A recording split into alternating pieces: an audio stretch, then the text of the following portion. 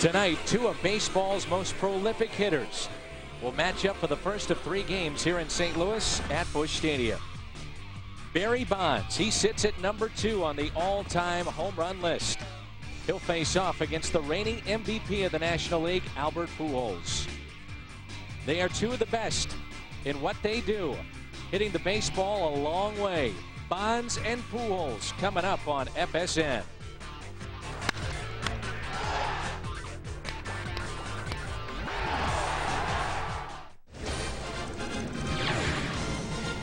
Gorgeous night for baseball. A sold-out crowd expected. The Giants are in town as they take on the Cardinals. The homestand continues. With the Giants here, that means Bonds is in town, one shy of Hank Aaron for most home runs in the National League. And he's closing in on the all-time home run king as well overall. Al Raboski, Dan McLaughlin with you. This game, very important. You know, the sideshow is Bonds and Pujols, but for both these teams, they're thinking about the playoffs. Well, the Cardinals feel like they've got an excellent shot to win the Central Division. The Giants still have a chance, remote chance to win their division, but they have a legitimate chance if Bonds and company continue to hit that they can win the wild card. And that's the one thing that has stood out about the Giants, the fact that Barry Bonds is feeling healthy with that knee. Remember, multiple surgeries a year ago. Now he's able to drive the baseball and hitting those long home runs we're used to seeing. And he's been doing it on an almost nightly basis, so we're going to see a lot right here this weekend, and with a possibility a couple swings he can make history. Albert Pujols has made history with his start to the first 6 years of his career, and look at the home run differential. Remember Barry, when he first came in the league, was a tall, skinny kid, really more of a leadoff type guy. But you have to look at that difference of more than 100 home runs. I think the interesting thing would be to see Pujols and Bonds compared the last 6 years, as Bonds has become the home run hitter that we've seen the last few years. We'll take a quick timeout. When we come back, we'll break down Jeff Suppan, who has been a very good pitcher for the Cardinals in the second half. He'll get the start tonight. More on Soup on FSN is coming up. You're watching FSN Midwest, where Cardinals fans come first. Welcome back to downtown St. Louis. Gorgeous night for baseball. We're at Busch Stadium where the Cardinals play host to the Giants. Dan and Al back with you here on FSN. Jeff Suppan will get the start for the Cardinals. And Al, you talk about postseason play. Who might be that number 2 starter? Well, if it's here at Busch Stadium, it's almost guaranteed to be Jeff Suppan. I think it's got to be Jeff Suppan either way. But if you could look after the All-Star break, the 5-2 record, the ERA just over 2. A lot of that was here at home, but the encouraging thing is his last couple starts, he's pitched very well on the road. And what do we know about the San Francisco starter tonight? Well, he's a young guy that has pitched very, very well against the Cardinals, and they really haven't figured him out yet. Well, we'll take a quick timeout. Joel will return and have much more on this game. It's Bonds, it's Pujols, the Giants and the Cardinals coming up in just a moment.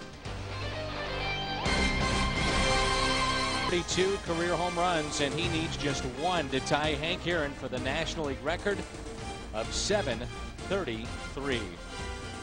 But he, along with his teammates, thinking about the wild card, and the Giants are right in the thick of things, 2.5 games back, tied with the Phillies. The Padres at 76 and 69. The Marlins 3.5 out. The Reds have won today.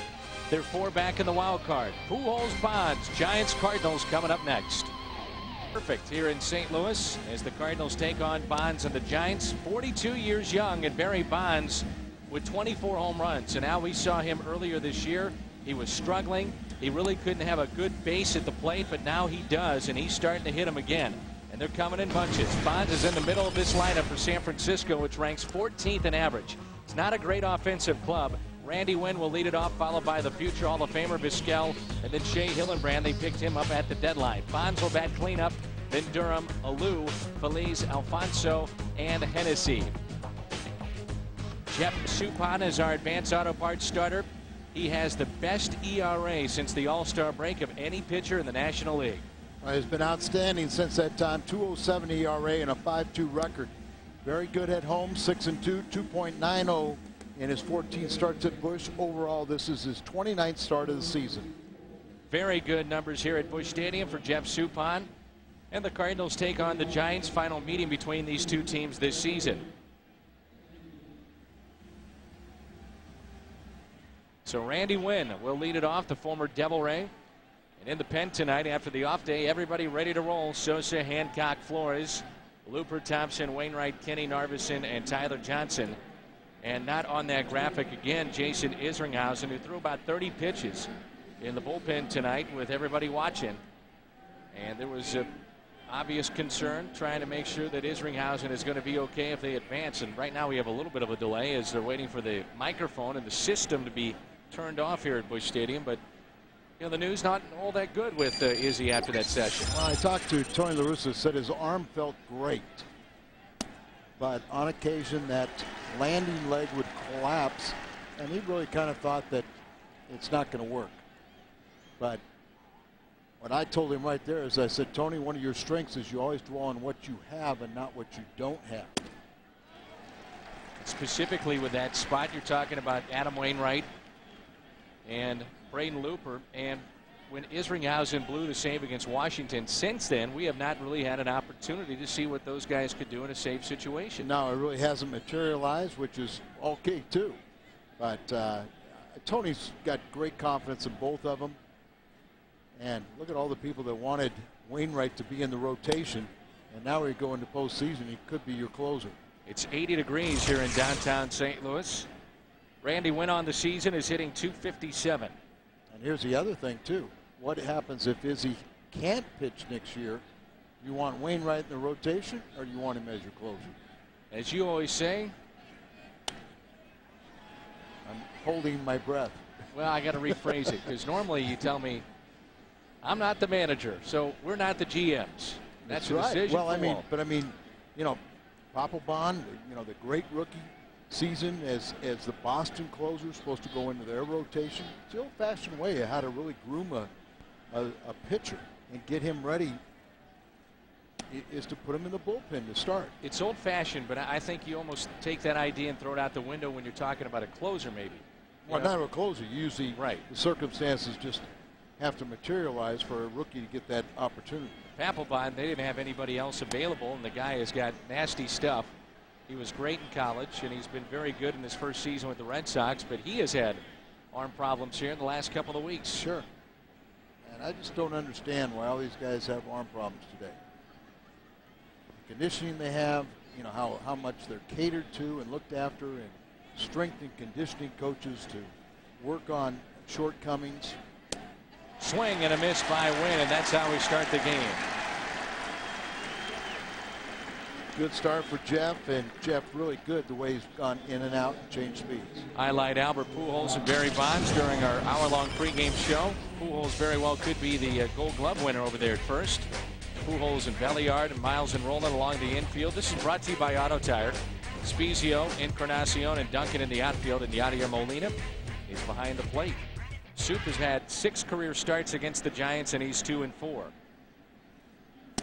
I mentioned that Vizquel is a future Hall of Famer. Is there any doubt that this guy is headed to Cooperstown? No. I agree. Second in Gold Gloves to Ozzie. Actually has a better fielding percentage than Ozzie Smith. Talking with Ozzie the other day, and he said the one guy he will follow consistently in the game today is the man at the plate, Omar Vizquel. He says, I love watching Omar play defense. It shows that at an advanced age, you know, your smarts come into play. You understand the hitters. You understand pitching a little bit better than when you first come in the league, and you get an idea of where some of these balls may be headed off the bat. You know, the defensive positioning that you might see from charts, he has it all in his head. And just has a feel, instinctive feel to where to position himself. Only 3 errors on the season. Vizquel, all those years in Cleveland. Last season, his first year in San Francisco, he can hit a bit too. Pujols will take it. Good start here for Jeff Suppan. Derek Lee has been out for the better part of, what, 3/4 of the season, so he was the front runner for the Gold Glove going into the year, but now a lot of people believe it is Pujols to lose this season. Well, we've been talking about Albert for the last 4 years, about we think he has potential to win a Gold Glove, and hopefully that'll come true this year and won't stop right there. Here's Shea Hillenbrand with Bonds on deck. He's come alive a little bit. Hit 301 with the Giants, but you know, providing a little bit of protection in front. And then Durham, surprisingly, has done a lot of protecting behind him. You realize Durham's got 23 home runs? Surprising, isn't it? For your second baseman that's advancing in age. And there you see what the trade did for Shea Hillenbrand. 300 average, 12 home runs. One thing about Pujols at first, he's got 5 errors this season, is that he is as aggressive as anybody in the infield. I mean, he will take that chance. May not be the sure out, may not be the sure play, but he'll take the chance. He's not shy about ranging to his right, taking balls away from a deep second baseman. 1-2 the count on Hillenbrand. Plays first base. He can also play third. Been with Boston and Arizona, Toronto, and now San Francisco. Joel asked me about Pujols and what he thinks of Bonds, and I said, you know, with Albert, with just about anybody in this game, take away what they do off the field or the controversy that surrounds them, he respects the player that they are and worries about the kind of numbers that they put up on the field. Probably a very safe approach. Yep. The 2-2 is popped up. Looking for it, Molina. It's going to find the seats.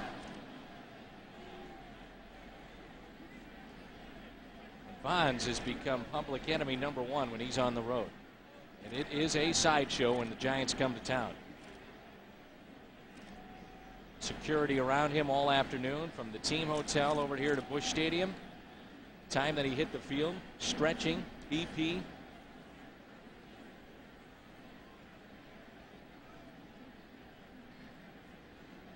Two outs, nobody on. The 2-2 pitch in the dirt. Hillenbrand got into it with his manager, Jay Gibbons, in Toronto, and after that took place, off to San Francisco. I kind of wrote a little message on the chalkboard that was not appreciated.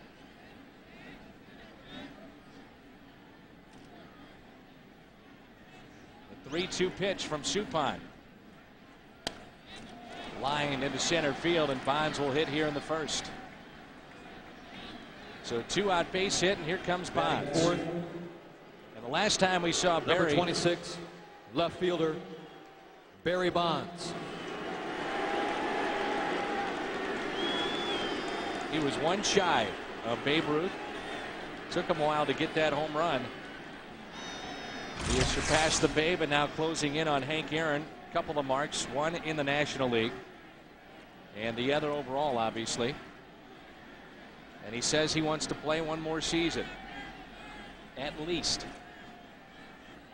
Bonds' first pitch, a strike at the knees. He homered against Jeff Suppan a couple of years ago at Busch Stadium.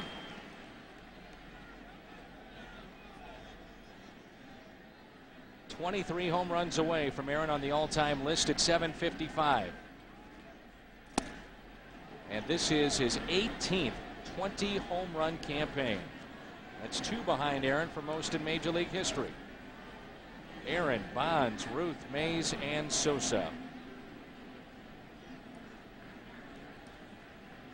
1-1 pitch, Suppan to Bonds. And Barry hits it hard and picks up a base hit out to right center field. Hillenbrand on his way to third.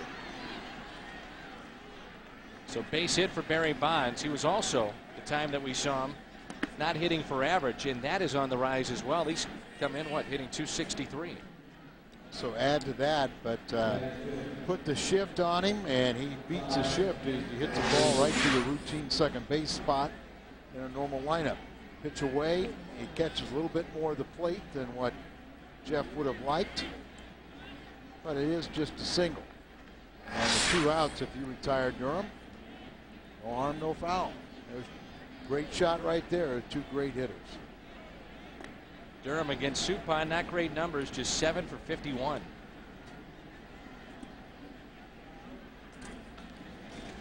And Ray Durham with 23 home runs, 86 RBIs. He, along with Dan Uggla and Chase Utley, in the tops in those categories for second baseman in the National League. And Soup is having to pitch out of trouble here in the first. Also, since we last saw Barry Bonds, his reality show was canceled. Bonds on Bonds. His Pujols was part of that. And the Giants are very hopeful that they can beat up on the Cardinals, as San Diego is visiting Los Angeles in a very important showdown. So they think they can make ground on this trip. Here's a ground ball hit to the right side off the glove of Belliard. It's 1-0. Bonds on his way to third, and the throw is not in time. A base hit RBI for Durham, number 87 for Ray Durham. 1-0 Giants. So 3 consecutive base hits with 2 outs. And it brings in the dangerous hitter Moises Alou.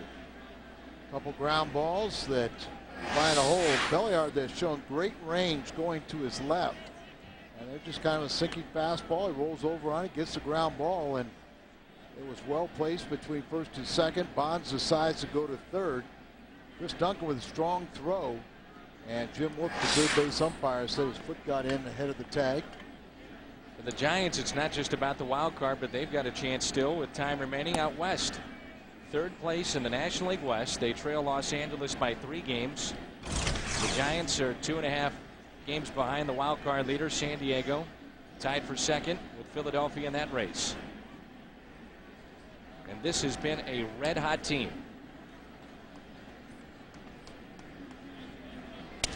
Broken bat, slowly hit. Miles to first. Alou is retired. The Giants will strand 2, but they pick up a run on the RBI by Ray Durham. Cardinals coming up in their half of the first. 1-0 as we move to the bottom of the first here at Busch Stadium. Take a look at the Cardinals lineup. Miles in there at shortstop, batting leadoff again with Eckstein out. News on David, though, we'll tell you about in a moment. Duncan and then Pujols. 31 games against the Giants, 4 home runs for Albert. Spezio, Roland, Encarnacion, Belliard, Molina, and Suppan. And on the bench tonight for the Cardinals, it'll be Wilson, Vizcaino, and Bennett, Rose, Rodriguez, Schumacher, Nelson, and Taguchi. Can also add to that list, he has been activated, David Eckstein, the Cardinals shortstop. Switch hitter Miles will be the hitter here in the first inning for the Cardinals against Brad Hennessy. Scheduled to start Jason Schmidt for the Giants. And Hennessy, because of a back problem with Schmidt, gets the start. He's 5-4 on the year. His numbers presented by Rico. Decent first half, but really struggled in second half, taken out of the rotation, put in the bullpen. And a ground ball hit to the second baseman, Ray Durham, 1 away. Hennessy, you know, this is his 4th career outing versus the Cardinals. 1-0 with a 0.55 ERA. And over his first 3 lifetime assignments, 2 starts, he's not allowed a run to St. Louis in 14 1/3 innings. They feel that Bonds has been moving much better in left field. Auto tire defense, Bonds win, Alou in the outfield, Feliz, Vizquel, Durham, and Hillenbrand along the infield. And Alfonso is behind the plate. Here's Chris Duncan, average just above 300. 16 home runs, 33 RBIs.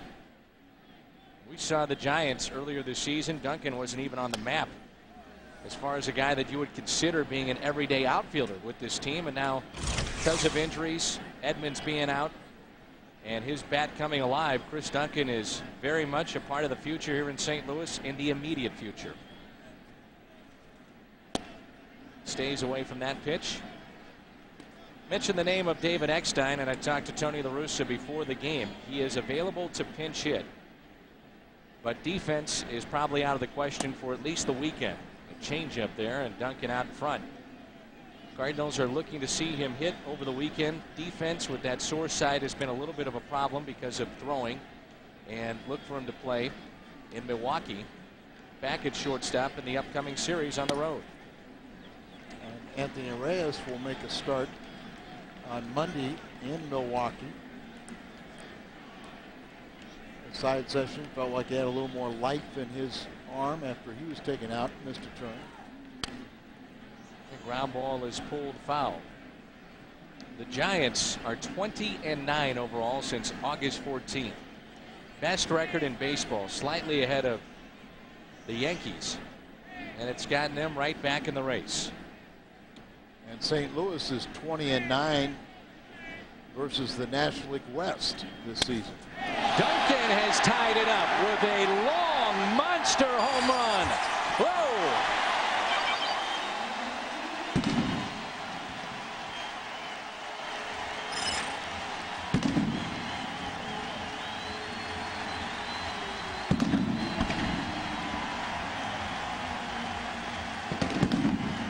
Good at bat, Al, as he forced it 3-2. He fouled off some good pitches, and then he got the one that he liked. Belt high and drilled it. Well, fastball out away from him, and he has that high arc to his majestic drives. That had plenty of distance, but when it first leaves the bat, it looks like it's going to have a chance to hit out of the stadium. That's number 17, and it came on a 3-2 pitch. 17 home runs for Duncan.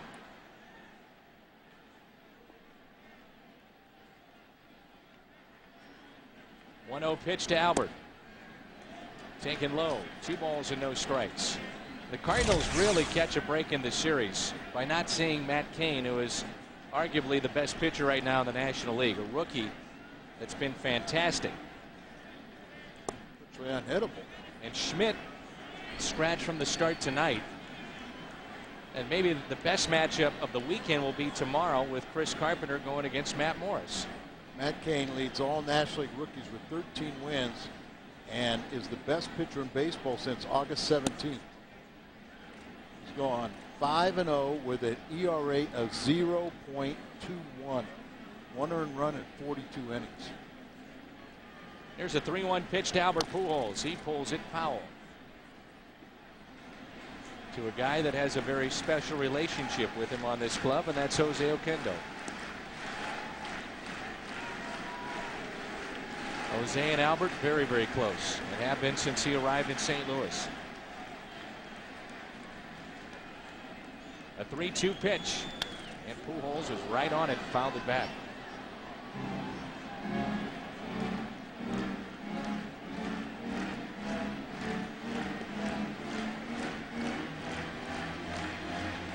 Number 1 for 5 when facing Hennessy. Another 3-2 pitch. Brad Hennessy has struggled with his command in the second half.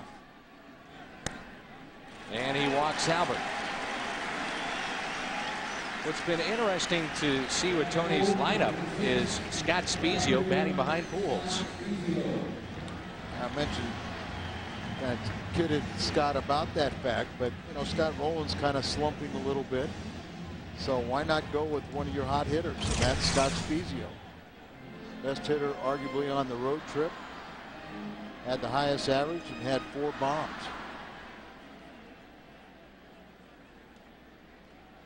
Well, Chris Duncan is still in the top 6 home run leaders for rookies despite not playing a full year. Prince Fielder at 25 along with Willingham of Florida. Ugla of Florida at 24. Mike Jacobs has 19. Zimmerman for Washington with 18, and then Duncan now with 17. That home run measured well over 400 feet. He's got about a third of the at-bats. If even that, against most of those guys have been playing every day. 407 feet off the bat of Chris Duncan.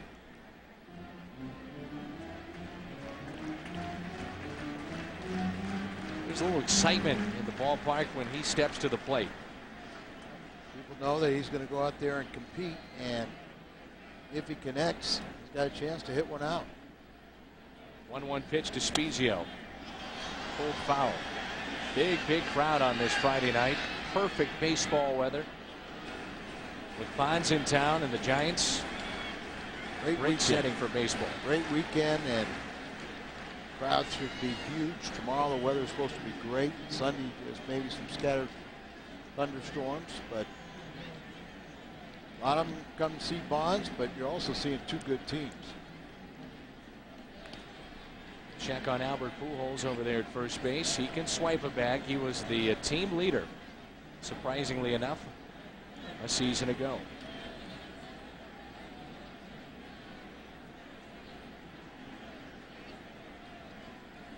One-two pitch to Spezio. The thing that makes the Giants turnaround so unbelievable out west is what they did prior to this great run. They had 3 wins in 19 games. Yeah. I remember Los Angeles, had really struggled right after the break. And then they went on, won something like 17 out of 18 games. Put themselves back in first place.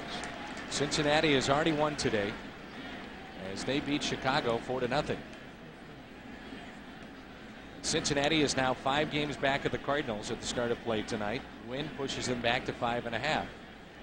Third 3-2 count this first inning. There goes Albert. There's a base hit to right. Pujols on his way to third.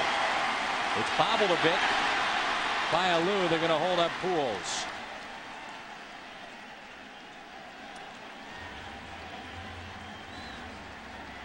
So base hit for Spezio. 3 consecutive batters have reached. And now it's Scott Rowland. Running on the 3-2 pitch. Albert sees this going out there, so he just kind of coasts into base. Then he picks up Oquendo, who thought about sending him, but just 1 out. And Scott Rowland coming up. Give him hopefully an easy RBI chance. Already a visit.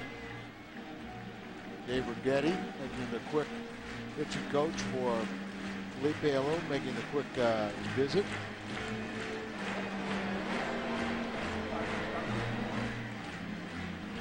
"43 years ago today, the Alou brothers Felipe, Jesus, and Matty played in the Giants outfield at the same time. Alvin Dark was the manager, and he removed starting outfielders, pretty good pair here, Willie Mays and Willie McCovey from that game. Played the Alous together for 1 inning. The Giants' 13-5 win over the Pirates. Felipe is the oldest manager in baseball. He's about 3 months older than Frank Robinson of the Nationals. Keeps himself in great shape. And played against Felipe. Played for him down the Dominican. Played with Matty in St. Louis and played against Jesus. 1 ball, 1 strike. And Felipe is a little unsure as to whether or not he wants to return. A lot of people believe that if Bonds comes back, Felipe comes back, as those two have had a good working relationship.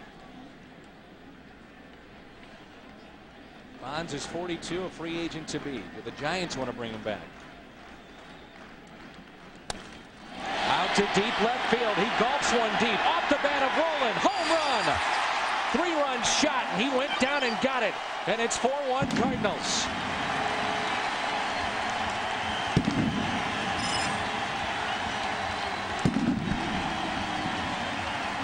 That's what good teams do. When the other team comes out of the gate and scores, you come out and say, okay, they score 1, we'll score 4. But don't stop there. And as you said, that was a tough pitch that Scott Rowland went down and got and golfed out of here. If anybody needed that, it was Scott Rowland. Here's the center fielder tonight, Encarnacion. It was a 1-1 pitch, and that's number 20 for Scott Rowland. Last time that he had homered was at New York against Steve Traxel, so it had been a while. Yeah, it's just a pitch at the bottom of the strike zone or lower, and just connected with a nice line drive into the bullpen. Ooh, and that one catches Encarnacion. He's hit by the pitch. This is a rough inning for Mr. Hennessy. We always tout Scott Rowland as your comeback player of the year. He's got 43 doubles, so an outside chance of getting 50. He's got 20 home runs. He's got a chance at the Gold Glove. He's going to play on a team that heads to postseason play. Some people say that, yeah, he's a good candidate. Other people say Bonds is just as, equally. Barry was held to, what, 5 games last year? 5 home runs, but just a handful of games, really. 398 feet off the bat of Rowland to make it 4-1. Stolen base here. Did they get him? Yeah. Quick tag, and they catch Encarnacion. Good throw by the catcher, Alfonso.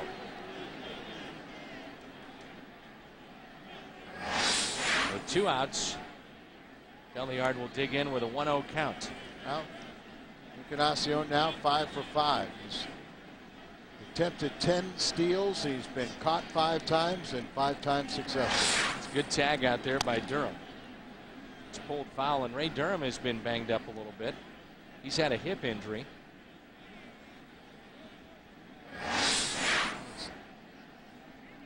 Kind of sliding head first. He's tagging on the back, but apparently he said his arm didn't get there. The 1-1 pitch is slowly hit to first. The Cardinals are through in their half of the first, but damage done with a pair of home runs. A solo homer by Duncan, his 17th, and then it was Scott Rowland. First Duncan, high towering shot to tie it up, and then Scott Rowland with his 3-run homer. It's 4-1 St. Louis. In Midwest, where Cardinals fans come first. Take a look at our home run hitter, Scott Rowland, with number 20 on the left of your screen, and Chris Duncan, limited time this season, number 17. 4-1 Cardinals. Second inning rolls in here at Busch Stadium. Now, Chris Duncan has 230 at bats and 17 home runs. You put that out to him getting 400 at bats or 450, and if he continues at that pace, he's around 35-40 home runs. Well, next year maybe you look for more like 600 at bats. Catches the outside corner. May not get there because he has been platooning with some of the other outfielders because of left-handed pitching, but at some point see him being an everyday player. Yeah, that's what I'm referring to. And a lot of times he holds his own. First time playing in September, so that takes a toll. We always talk about that with pitchers, but it can have the same effect on hitters. And there's a call, third strike. This is not an easy town to stay fresh in because of the heat of the summer months here in St. Louis. Let's take a look at our Who's Raising the Bar, brought to you by Singular Wireless. Who is your favorite home run hitter of all time? Text your vote to 42957. Your choices tonight: Ruth, Aaron, Bonds, or McGuire. 42957 to text your vote. That's brought to you by Singular Wireless. Second strikeout for Jeff Suppan. It brings in Alfonso.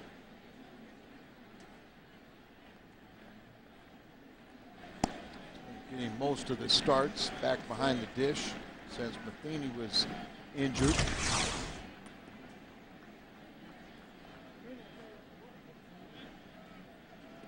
We did not see Mike at the ballpark tonight. I was shocked to see that Steve Ply made an appearance on our pregame show. Was he asked? I think he just came on over. That's what I was referring to. I saw Matty Moe and I saw Steve Klein. And he had a little brief conversation with Barry. I think Matty Moe will be received well tomorrow night. Well, I would hope so. A nice run here in St. Louis. Had 101 victories as a Cardinal. And he's going to be charged up for that start tomorrow. Great interview with Mike Shannon, with Matt. Going against his former team and going up against Carpenter, doing it here in St. Louis. Here's a 1-2 pitch. Grounder hit left side, cut off by Scott Rowland.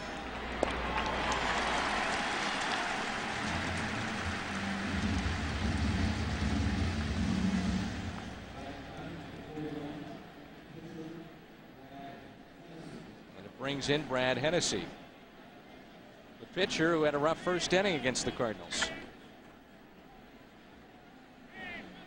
I had quite a bit of notice. He knew that there was a possibility that Schmidt was not going to make the start. And Schmidt apparently has been pushed back to next weekend. That's probably miss a whole time in the rotation. They can ill afford to have that thing linger on beyond one start. What have you seen with Suppan that has made him so effective here in the second half? Well, it's just location. He's a pitcher that can ill afford to pitch in the middle of the plate, and now he's making his pitches. Swing and a miss and a strikeout. Strikeout number 3 for Suppan. Anheuser-Busch taking in the game tonight. This is brought to you by Schnucks. Our this date in baseball history. Cardinal Steve Carlton fans, 19 Mets and still loses. Ron Swoboda hit a pair of 2-run homers and the Mets win 4-3. It was back in 1969. How ironic is that? Ron Swoboda called me up, and he's in attendance right here at the ballpark tonight with his father, who's in town for a convention. He was a B-29 member of a flight crew. I'm not sure if he was a pilot or not, but he was. They have some kind of a reunion here in town, and I got him tickets here for the game. So on his anniversary of that 2-home run night, Carlton struck out 19 and got a loss. Would make major headlines if a guy struck out 19 nowadays. Period. Right. It's been the highest strikeout game this year. 14 maybe? Probably something like that. 14 maybe. See where Durham is trying to encourage Hennessy, who is struggling now. Durham's been going at it a long time. Many years in the American League and now with San Francisco. And with his numbers, keep on going, kid. Right, right. 2-0 pitch to Molina. Little low, and it's 3-0. Like I said, Hennessy had struggled with his command. Last start he walked 5, which was a season high for him. So this is a huge series for the Giants, and really a big road trip. They begin a 10-game tour through 3 cities.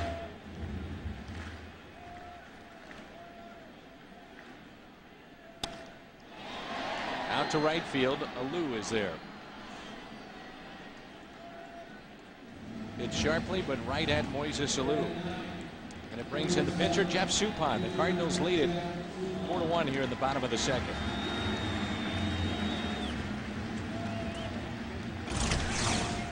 Giants feature a number of familiar faces here in St. Louis. Catcher Mike Matheny out with post-concussion syndrome. Matt Morris goes tomorrow. Steve Klein is in their bullpen. All 3 of those players were critical. Yeah, Sweeney, another one. The first 3 were so critical in the time when the organization started winning these championships in 2000. Fastball on the outside corner.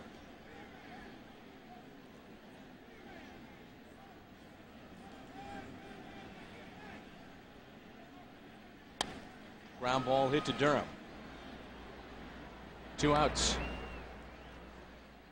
Sports Ultimate Nightly Highlight Show is here. It's the FSN Final Score. Every great highlight, every unforgettable moment, every night on FSN. It's the only national show that gives you nothing but wall-to-wall highlights. It's the FSN Final Score. It's tonight at 11:30 on FSN Midwest. Cardinals will play 3 here at home and then head back out on the road. Our final road trip of the season, regular season, coming up. Milwaukee for 3 and then Houston for 4.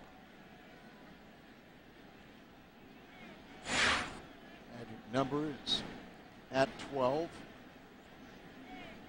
The Mets magic number was at what, 1? 1. Going into tonight's game. I thought Pedro Martinez was making that start too. They trail Pittsburgh. It's 4-1 in the 5th.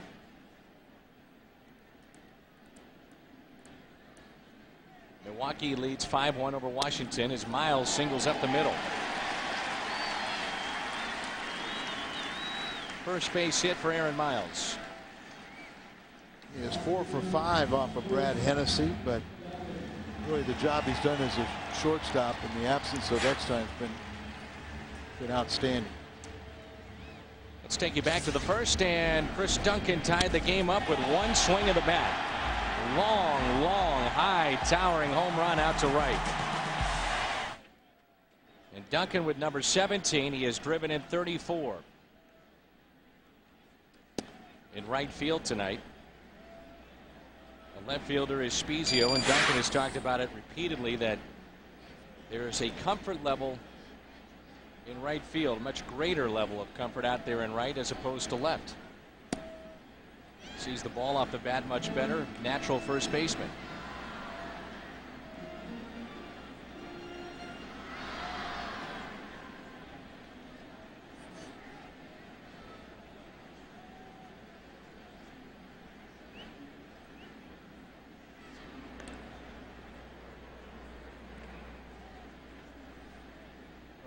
Duncan will ever be a Gold Glover, but I know he will work hard enough to improve his defensive skills.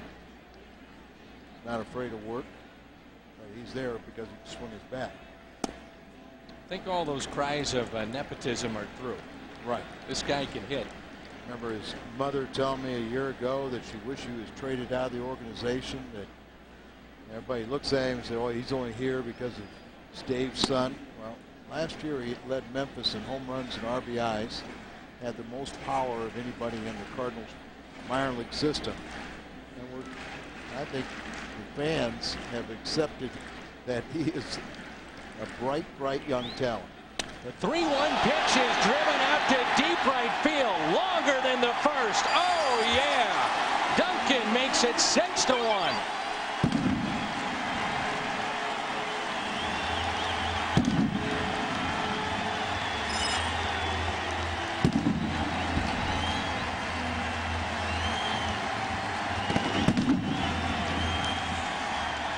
Home runs, 2 tonight for Duncan, and we're only in the second inning.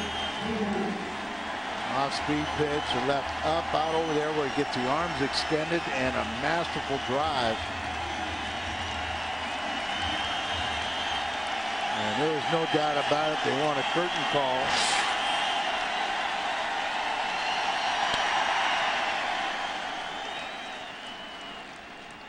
Right in the middle of the pitch, Duncan gets the curtain call. Well, Albert's so busy, receiving them himself. He doesn't know that you're supposed to step out and maybe give that crowd a chance to build up the crescendo and then for the player to step out.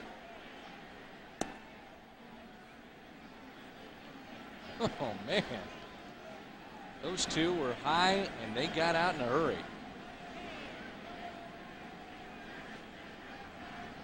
1-1 to Albert, reaches for it out to left center field, and with Bonds in left, he may not get there. And he comes up with the catch. It takes a hit away from Albert Pujols, and he's going to hear the boos as he trots on in. For making a nice play. They're going to boo Bonds here in St. Louis. Barry comes up with a good catch, takes a hit away from Albert.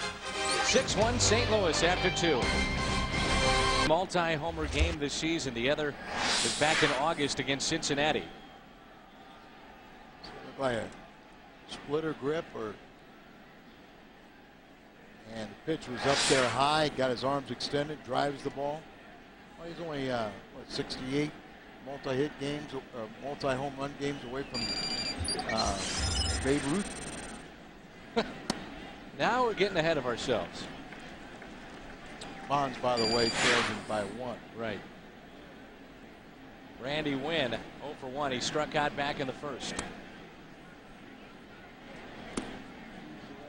Back to the top of the order, Wynn, Vizquel, and Hillenbrand. If anybody can reach, then Barry Bonds. And Bonds tonight has single. It's all Cardinals here in the first couple of innings. 4 runs in the first, 2 more in the second. And Wynn pops it up. On the infield, Belliard. 1 away. Who could forget Chris Carpenter's 2005 Cy Young Award-winning season? Well, on Sunday, September 17th, this weekend, the Cardinals play the Giants in 1:15. Coca-Cola and Schnucks have teamed up with the Cardinals to bring the first 25,000 fans with a paid admission, a figurine to commemorate Chris Carpenter's Cy Young Award-winning season. For tickets, visit the Cardinals website at stocardinals.com or give them a call at 345-9000. Miles spins. Oh, what a play. Aaron Miles. That's supposed to be what Vizquel does. Yeah. Outstanding play there. I was wrong. Babe Ruth has 72. We'll let it fly. There's that, taking a hit away from a shortstop that always returns the favors to all the other hitters in the league. Well, Miles has done a better than expected job at shortstop. And boy, he has made himself that much more valuable by being able to play shortstop too. Bonds on deck. Here's Hillenbrand. Separate you. You're talking about a utility infield. A lot of times those guys can play every position but short. So if you can play second, short, play third, you've made yourself invaluable. Here's a 1-0 pitch. Strike at the knees.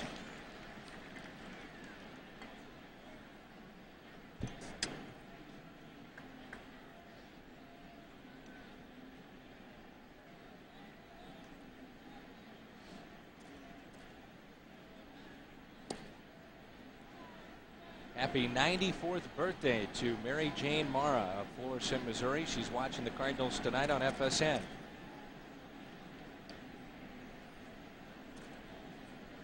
Hello to all the kids out at Independence Elementary School in St. Charles. Redbird and I were out there today. And happy birthday as well to Patrick Harper. Turns 21. Be careful. Have some fun. Jamie Wright warming up for the Giants in their bullpen.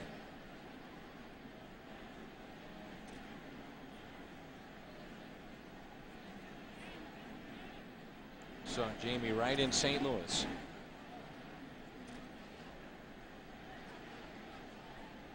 Here comes a 2-2 pitch from Suppan. Got him. A swing and a miss, and the fourth strikeout tonight for Suppan. Cardinals have Spezio, Roland, Encarnacion coming up. 6-1 St. Louis. Jamie Wright is part of our call to the bullpen, brought to you by your Mid-America Chevrolet dealers. Duncan with a pair of home runs. And for Chris, number 17 and 18. A solo shot and a 2-run homer. The Cardinals have hit 3 total. Jamie Wright made a start against the Cardinals earlier this year. I made 21 starts for San Francisco before being moved to the bullpen. He was 6-10 with a 5.22 ERA. Spezio skies one to center field. The catch is made by Wynn for the first out here in the bottom of the third.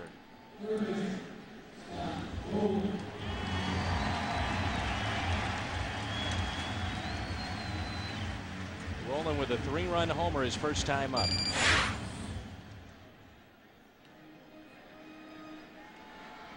Well, Jamie Wright, a guy that has bounced around over the last couple of years, but they feel he has found a home in San Francisco. It's an odd delivery, isn't it, the way that he starts it? Well, you know, Hennessy started kind of side saddle, you know, where he first base side of the rubber, kind of starts like that, but then it goes into almost like a stretch. A grounder hit to the shortstop, Vizquel. 2 outs. A lot of people get confused and think that, you know, you have to do things from a windup. But you see, it kind of starts like a normal windup, but then it goes really into what you look as a stretch. A lot of times with a windup, you're doing a lot of things counterproductive. So I would assume in an effort to simplify his mechanics, they have got him almost with this real abbreviated, not windmilling, but just almost from a stretch to try to simplify it and just kind of, you know, he's a tall kid and everything like that. Use a little bit of leg drive and maybe not try to throw maximum effort, but try to get, you know, your location, try to get your movement and go towards the hitter. I don't even remember seeing that earlier this year. No. An easy inning for Jamie Wright. 1, 2, 3. 4th inning coming up. That means Bonds. He'll lead it off when we come back. It's 6-1 Cardinals. As the 4th inning rolls in here at Busch Stadium, we take a look at the trivia question brought to you by Aflac. Aflac! Bonds greeted by the boos. How many combined 50-plus home run seasons do Hank Aaron and Barry Bonds have? So 1 and 2 on the all-time list, and this answer may really surprise people. Yes, it will. Bonds here, then Durham and Alou. And Barry trying to make history tonight. First pitch to him. You talk about a shift. This is a shift that they have on Barry Bonds. Scott Rowland is at the shortstop position, and you see what's happened here on the right side. 1-0 pitch.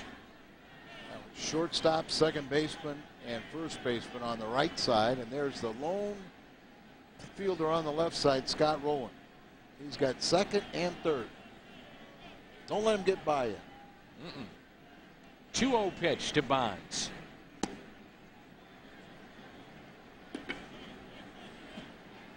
Barry at 42 years of age, and he wants to play at least one more season. His contract is up this season with the Giants, and make that determination later. 3-1.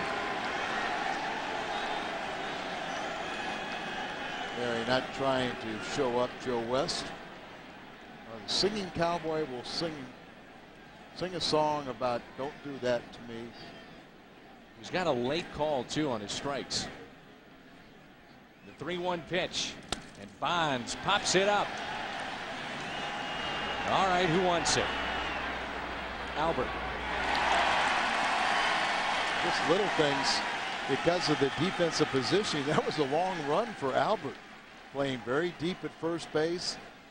Now Molina went out there in case he needed to, but that's just one of those quirky things. I know you were booed a lot on the road, but who was a guy that you played against that was booed like Bonds is being booed tonight, and last year, and the year before here in St. Louis? Anybody come to mind?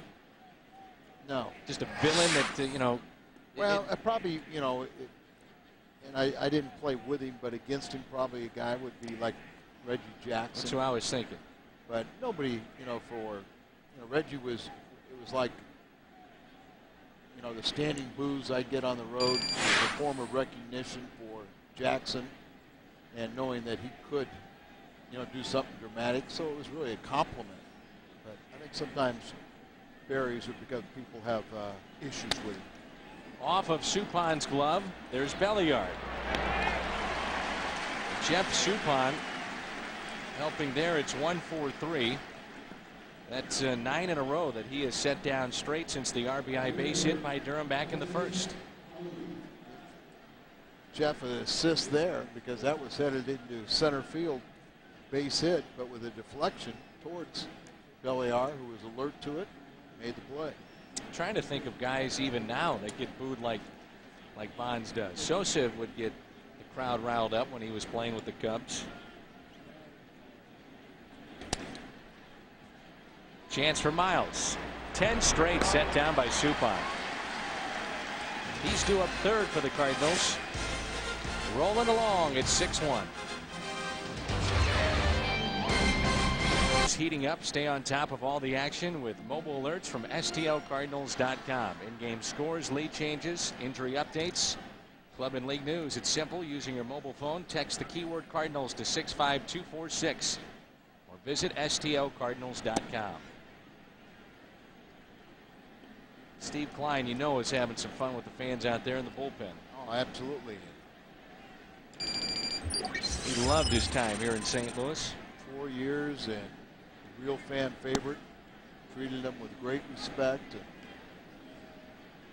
hopefully that rubbed off on some of the other Cardinal relievers. A couple of incidents here in St. Louis. Belliard swings and misses at a breaking ball. You're talking about never seen Jamie Wright throw this way. Well, you might also say as effectively. It's 4 up, 4 down for Wright with a strikeout. Here's Molina with Supan to follow. I asked before when we were talking about lefty about the highest strikeout total this season. It was 16. 16. Jake Peavy did it against Atlanta. Jason Schmidt also did it against Florida. Chris Carpenter has a 13 strikeout game, highest total this season for a Cardinal. 10 strikes, no balls for Jamie Wright out of the bullpen. I remember Dave Duncan was really hoping that he would re-sign with the Cardinals because he really wanted to work with him. And it looks like Dave Righetti is bringing the best out of Change your motion this much, Al. I mean, you've got to be pretty receptive to saying, "Look, I'm not getting it done with all the talent I got. Help me out." Well, and that's part of the reason. Nice play by Dave McKay. Hall of Famer put a skate save on it, flipped it up into his hand. Gotta watch this, folks. This is how the hockey. This is how you play hockey. Huh? Pretty good, huh? Not bad.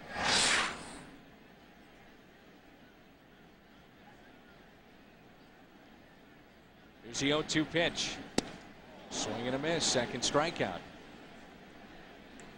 There's a great pitch there when you talk about going up the ladder.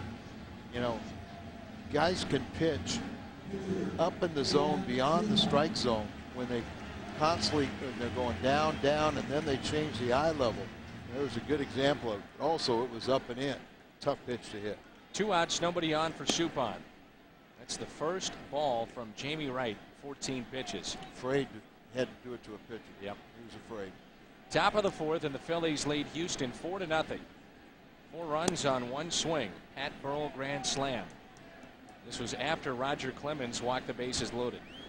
Wow. I thought he was pitching tomorrow, but pitching today, huh? Here's a 1-1 pitch.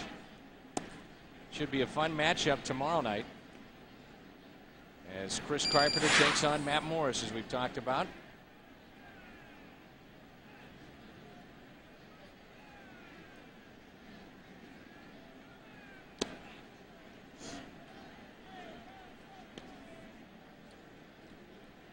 Sometimes as you watch the way Jamie Wright's throwing these hitters,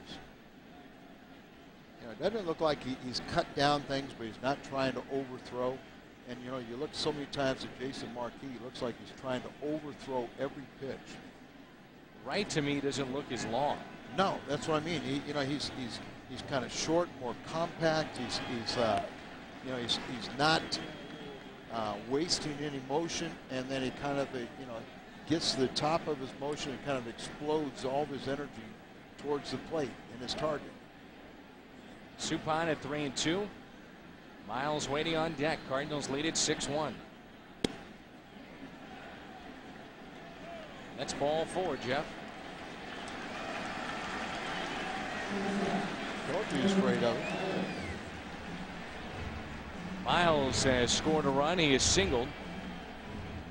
1 for 2 on the night.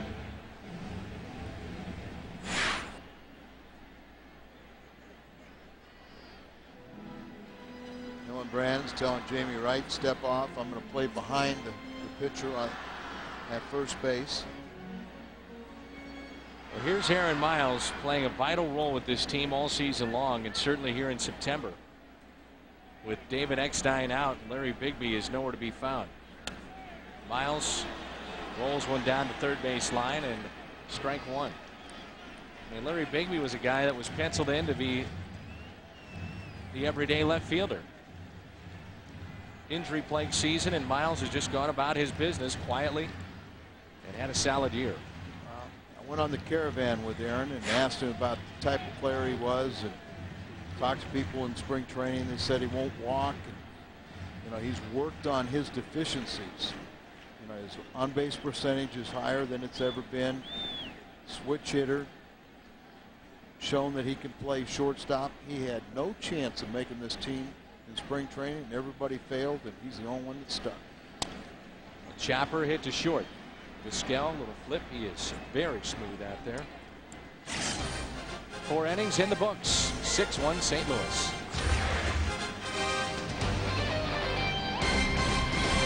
At least 5 earned runs in 6 of them. But he did help out the Cardinals back in late August.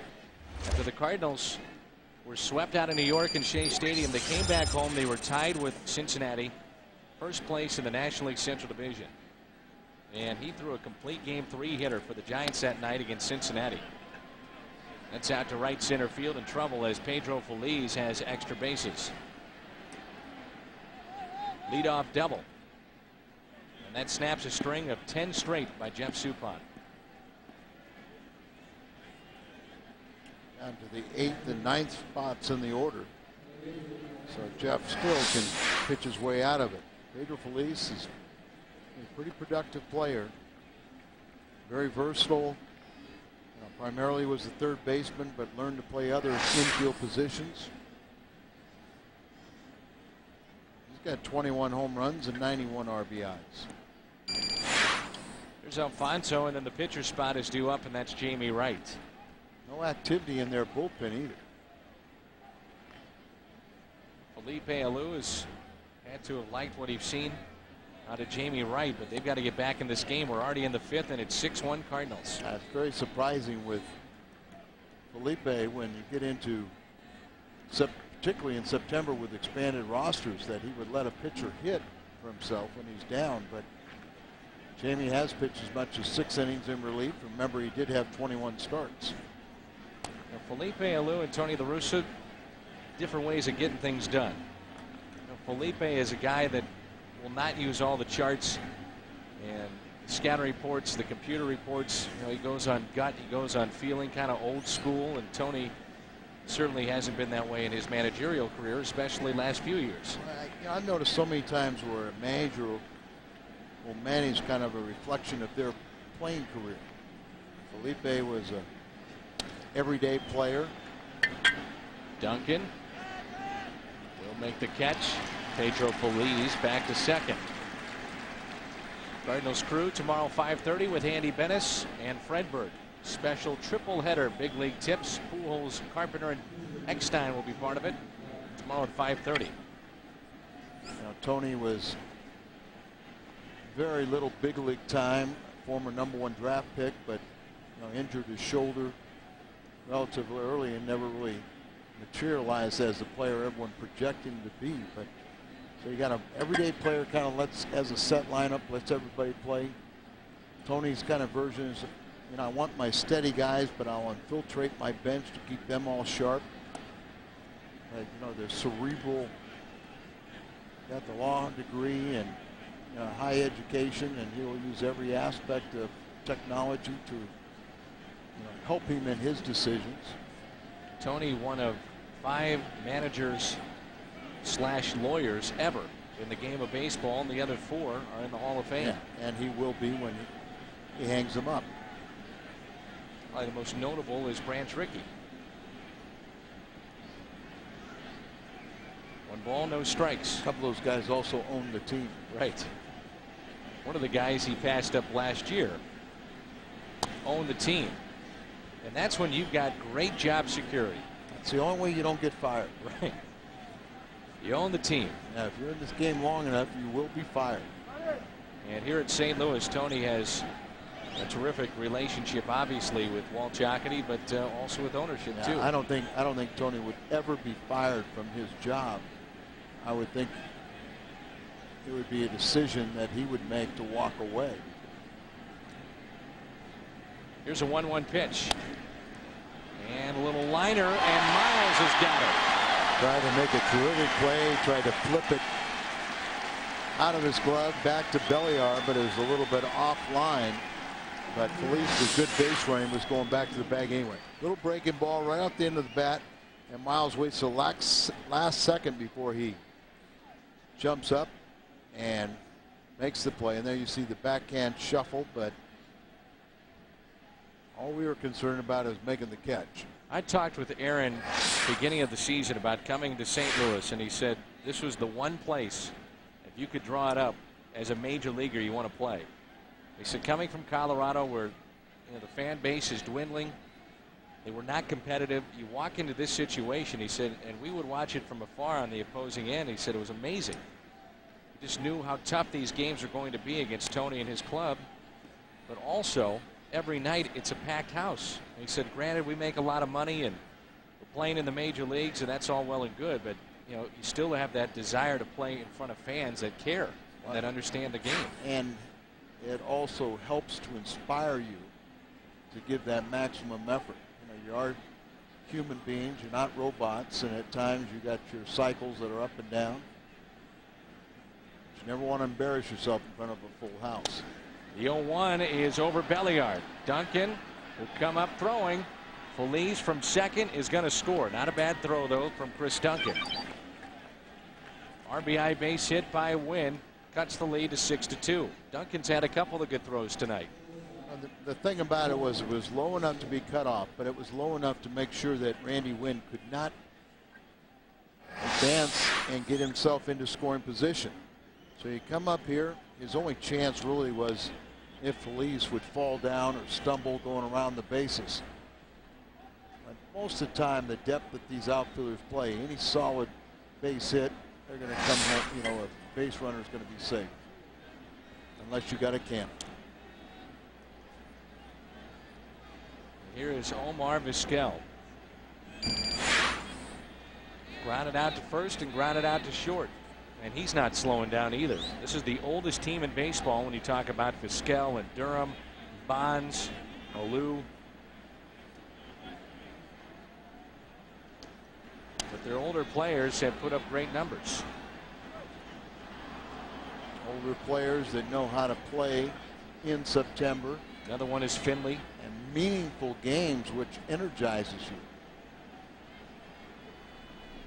After the season, it's not only the physical drain, probably more importantly, if you have a chance to win postseason and you don't make it, is you're more tired mentally. This time last week we were in Arizona and we were trying to figure out whether or not Luis Gonzalez was going to come back and play for the Diamondbacks. And he pretty much knew he wouldn't. Right, and he he had confirmed it, right? Yeah, mentioned that to you about it. He just wanted to know so he could go out and say thank you to the fans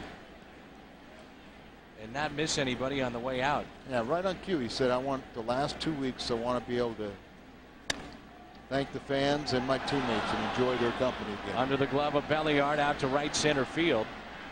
And they'll hold up Randy Wynn. It's a double for Vizquel. So one swing of the bat here by Hillenbrand, a single, could cut this lead to 6-4 and get pretty interesting.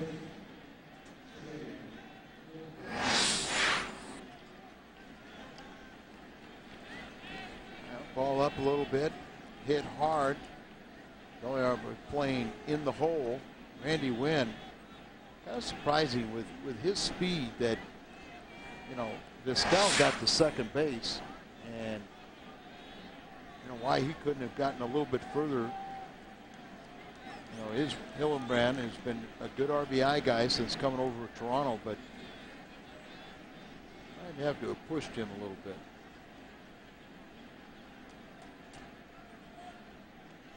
Assuming that they felt then if they chanced that, run themselves out of an inning. But I agree with you. He got to second in relative ease. Duncan right on cue, because coming up he will lead it off for the Cardinals. What has he done tonight? Well, Duncan went deep in the first. This one is number 17. Then an identical spot, number 18.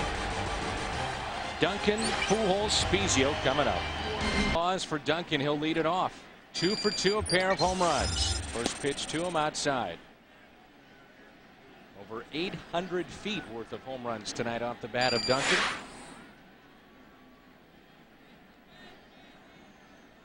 Have a night. Jamie Wright has been pitching well so far, and Duncan breaks his bat and pops out to the third baseman for the first out. Speaking of home runs, let's turn back to the Aflac trivia question with Bonds and Hank Aaron. And Barry Bonds, if you're wondering, 1 for 2 on the night with a single. How many combined 50-plus home run seasons do Hank Aaron and Bonds have? Unbelievably, only one. Right. Bonds in 2001 when he broke McGwire's record. That's where it kind of stunned people. His career high prior to that was like 49. And Hammer and Hank never got to 50 home runs throughout his career, but the all-time home run leader who Barry is chasing.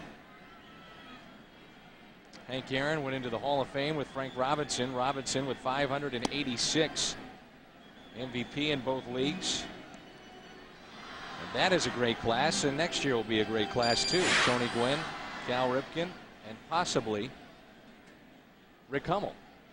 Oh, and the guy named McGwire too.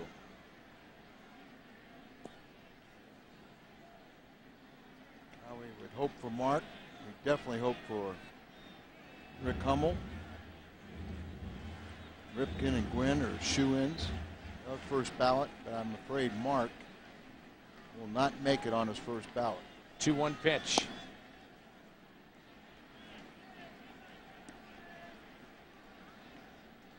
Albert Pujols had our In My Own Words special last night. He said one of the biggest influences in his career was Mark McGwire and how he would concentrate mentally at bat from at bat. Said he was as locked in as any player he's ever played with. 2 outs, and it brings in Spezio. This copyrighted telecast is presented by authority of the St. Louis Cardinals, LLC, and may not be reproduced or retransmitted in any form. And the accounts and descriptions of the game may not be disseminated without the express written consent of the St. Louis Cardinals, LLC.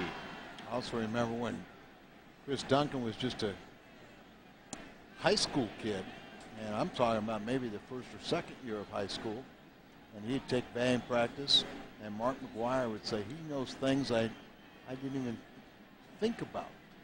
I had no idea about hitting, when he was in high school, and now some of those things are starting to pay off for Chris. I'm trying to think, Matt McGwire's got to be about 20 years old now. 19, 20 probably. Yeah. Here comes a 1-1 pitch to Spezio. About the job here by Jamie Wright so far. He came into the third, and Jamie Wright, the only base runner he has allowed was a walk to Suppan back in the fourth. All the damage done by the Cardinals was in the first 2 innings. 4 runs in the first and 2 more in the second. That was against the starter Hennessy. Went 2 innings, 5 hits, 6 runs. He gave up 3 home runs. The 2 to Duncan, count for 3 runs, and then a 3-run home run to Scott Rowland. 2-2 pitch. Spezio pulls it foul.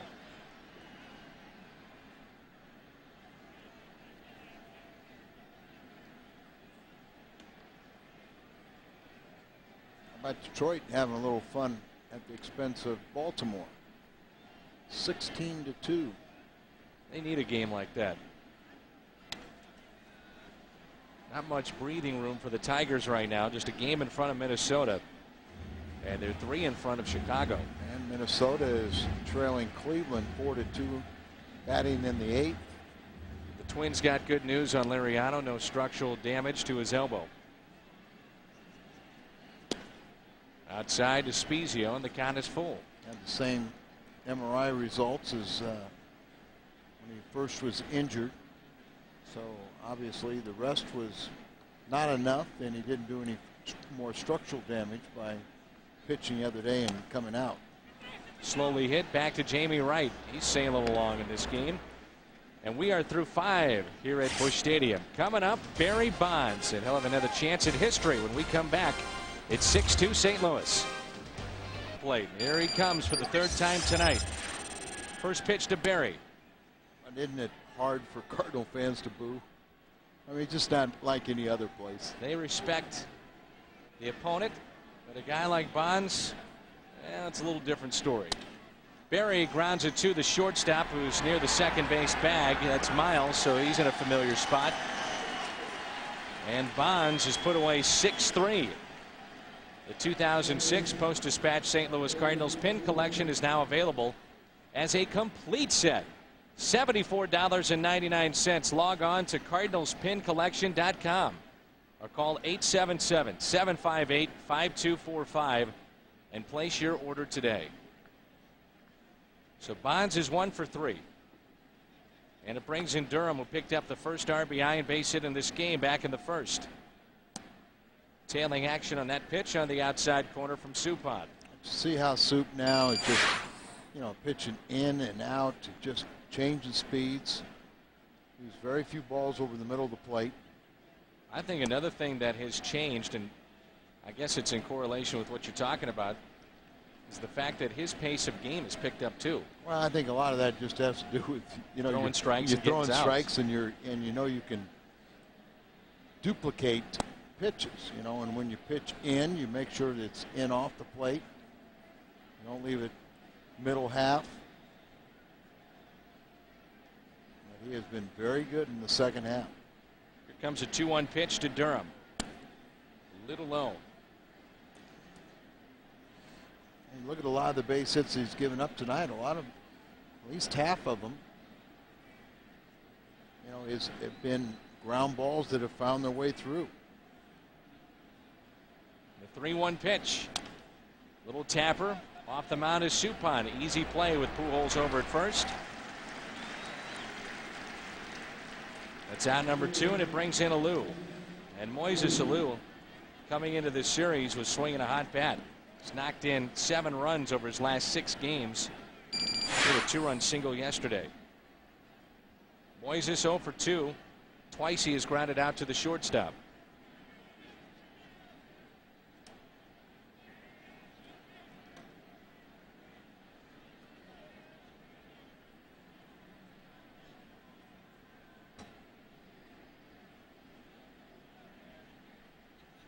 And the first pitch is a bit inside.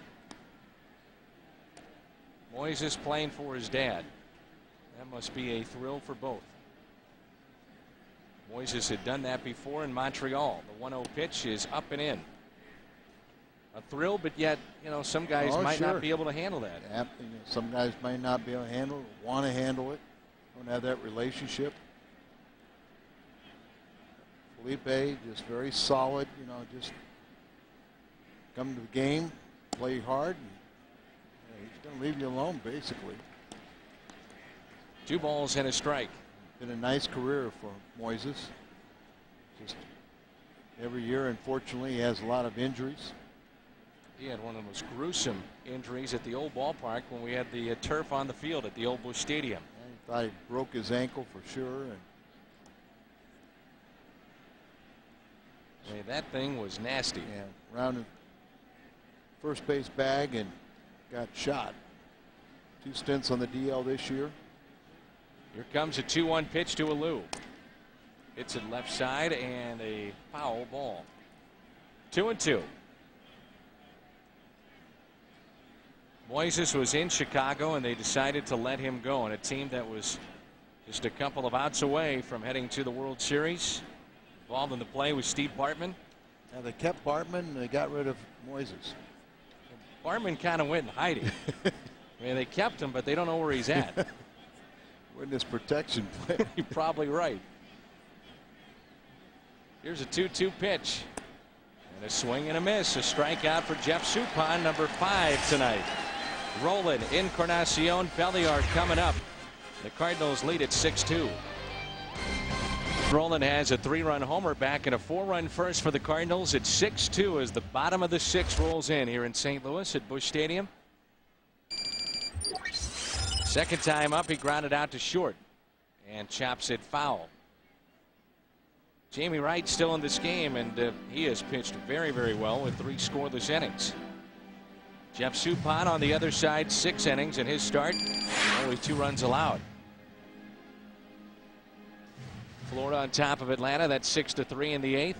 Florida right in the thick of things in the wild card. And Roland corks one out to left. Bonds is back at the track at the wall. It's a 2-home run night for Scott Rolen.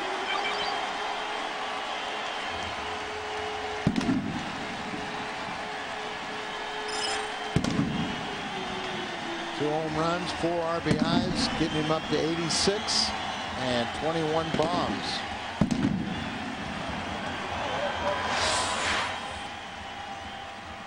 So this one, you know, is trying to come in, didn't get it in quite far enough. Gets up, you just wonder if they had enough, and yes, it does. They want a curtain call for Scott Rolen. Here's Encarnacion. Pitch on the outside corner.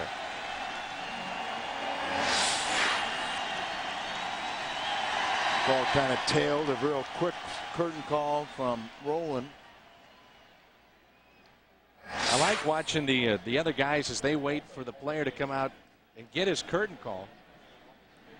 It's like they're uncomfortable. I think some of the players are. Yes. Well, you never want to show up the opposition, and you know sometimes in St. Louis it's hard to deny what the fans want. This game is so wonderful, and we always rave about the fans here, but sometimes the players feel that, you know, okay, it was appropriate for Duncan because he's got his career, you know, kind of taken off. And here's Belliard past Vizquel, and he picks up his first base hit tonight. 2 hits in the inning. There's Rip Rowan, the equipment man for the St. Louis Cardinals. That's his title, but I mean, that guy does so much for us. Babysitter for us. Psychologist. No, psychiatrist.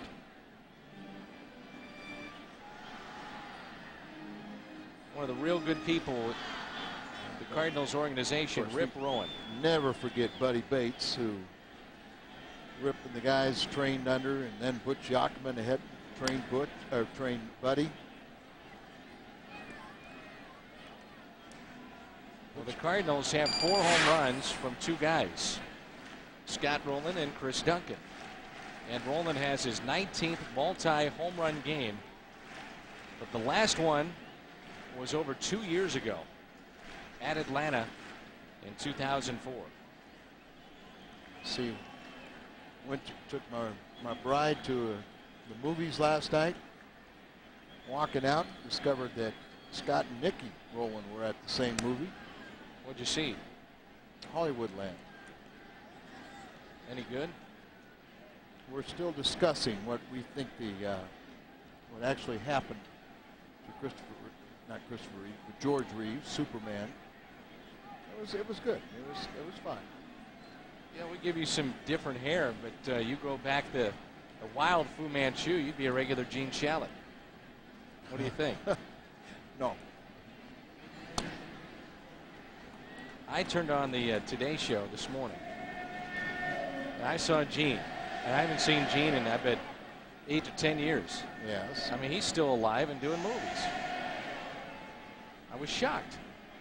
But I think, as I was looking at that facial hair, I thought maybe that's something I should bring up to Al. So I'm bringing it up to you. And you have been quite receptive, partner. Yeah, I could tell. You know why I shaved, don't you? Oh. As Molina is hit, that's the second Cardinal hit tonight. The other was Encarnacion. Really not happy about that. Molina shakes him off. I got high up around the shoulder blades or something, but he says he's okay. Oof. Up on the shoulder. Jamie Wright has worked as a starter and now a reliever. See that Molina says he's fine. Scott Munter is a right-hander warming up and should be coming in. 3 scoreless innings for Jamie Wright. His 4th, a little different story. Hit a man, a base hit, and a homer. It's 7-2. It's 7-2 St. Louis. Cardinals with 7 hits tonight. Stop by any gate on Sunday, September 17th, and donate equipment that will benefit the Cardinals RBI program. Compliments of DHL.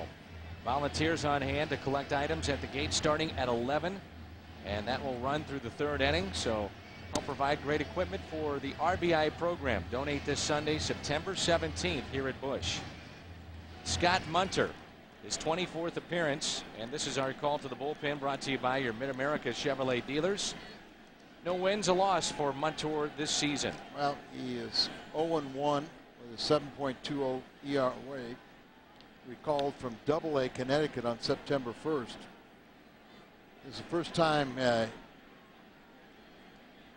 turn the major, first time since being optioned following the May 24th game against St. Louis. He is a sinker ball specialist, was on the opening day roster. And Suppan showing bunt, but that's not always the case.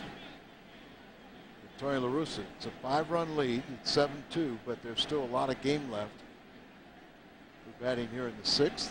See the third baseman, that's Pedro Feliz, flashing the signs defensively. Not the catcher, not the pitcher, but third baseman. And he's in a tough spot in this particular situation with a runner at second base.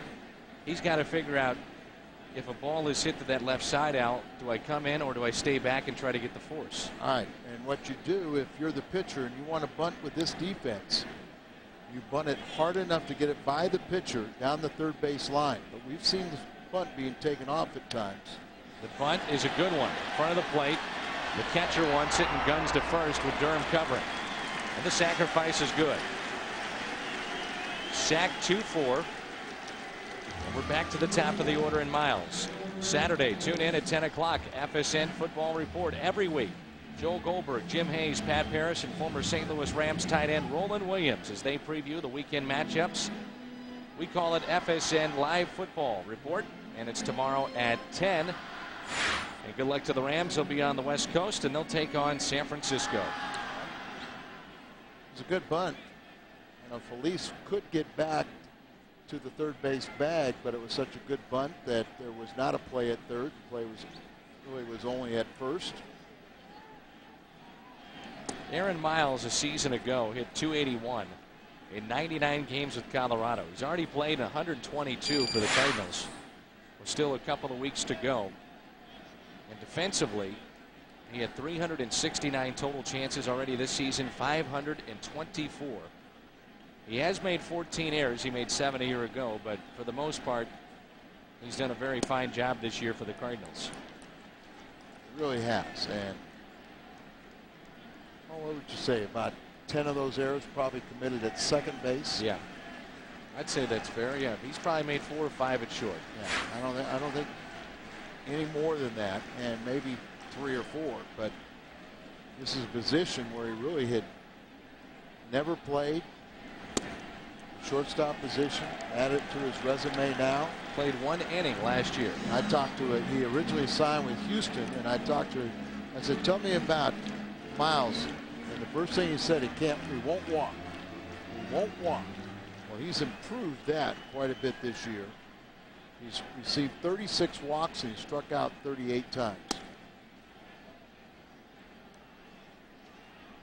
Got here 3 balls, 1 strike on Miles with 2 outs, runners at second and third, and a base hit could put this game in serious jeopardy for the Giants. It's already a 7-2 lead.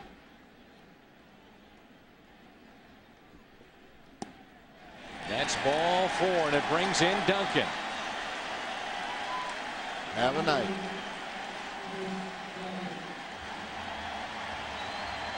And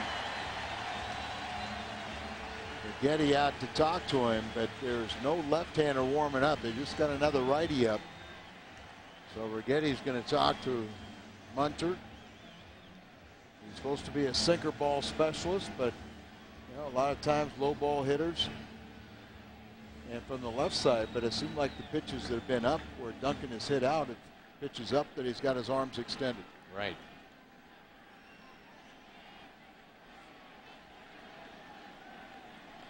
Billy Sadler is that right-hander warming up. So bases loaded here for Duncan. He's got a pair of home runs tonight.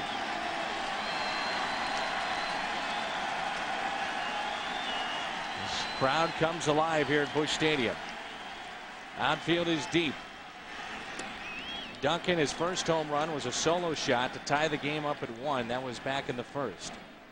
Then after Miles had singled with 2 outs in the second, he hit another home run. Last time up, he popped out on a broken bat to third. Got more home runs on the road, Duncan, but a better average at home. And it's 2-0 on Duncan. So you know at this point in the at-bat, 2 balls, no strikes. You ask him to be disciplined, but he's going to get a pitch to hit more than likely. And you got Pujols sitting in front of him, so you would think that it would be a strike coming right now.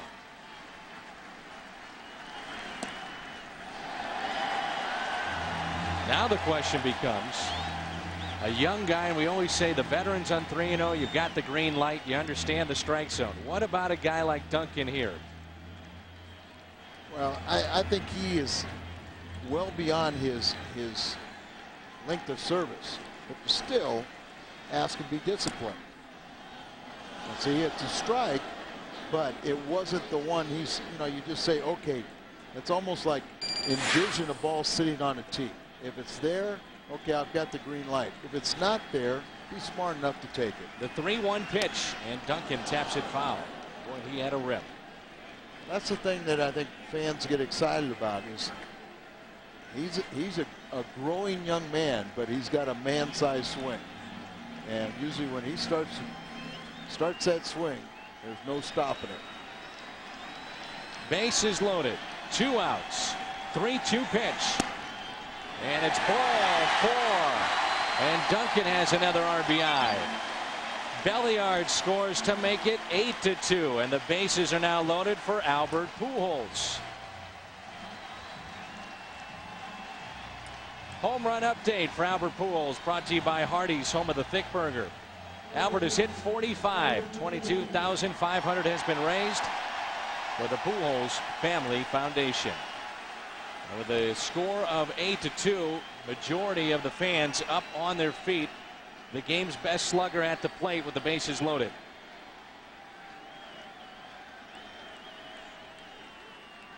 First pitch to Pujols. A strike. Albert tonight walked and scored back in the first on the 3-run homer by Rolen. He has flied to left and he is grounded out to third. This place is ready to erupt. 8-2 St. Louis here in the bottom of the 6th. 5 career grand slams. And Pujols hits it out to right center field. That ball is going to get down. 1 run in. Here comes another. Duncan on his way to third. He'll be held up there, and Pujols delivers with 2 RBIs, and it's 10-2 St. Louis.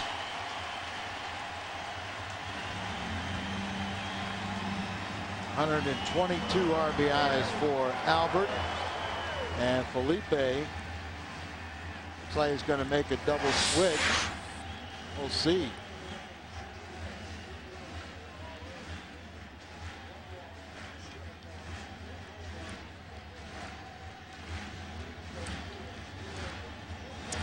Todd Linden, an outfielder, is trotting out from the dugout. Pujols delivers with an opposite field single with the bases loaded as Molina and Miles score.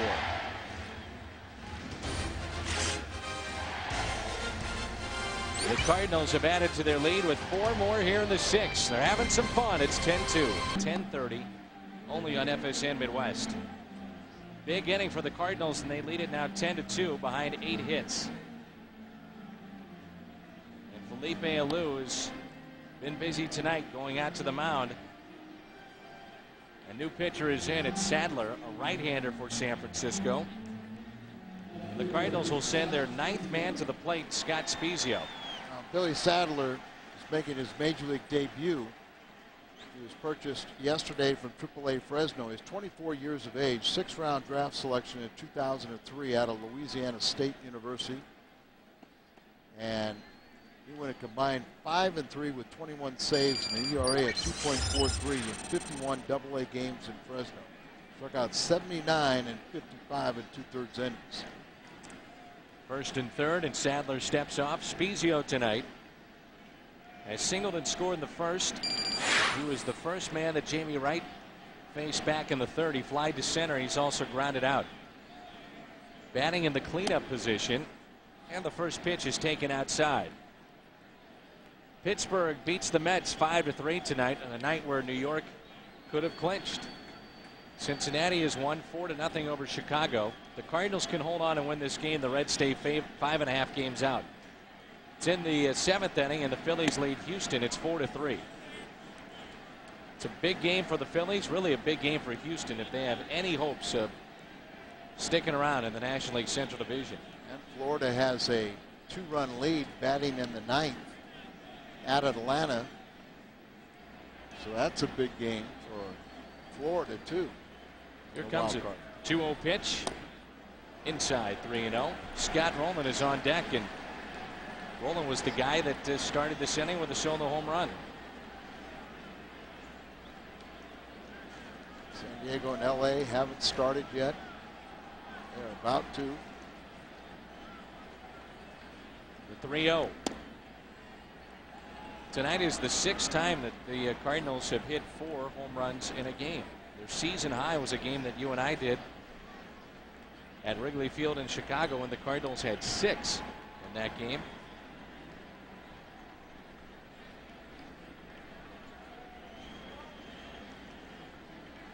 The 3-1 pitch to Spezio. Down the right field line, and it hooks foul.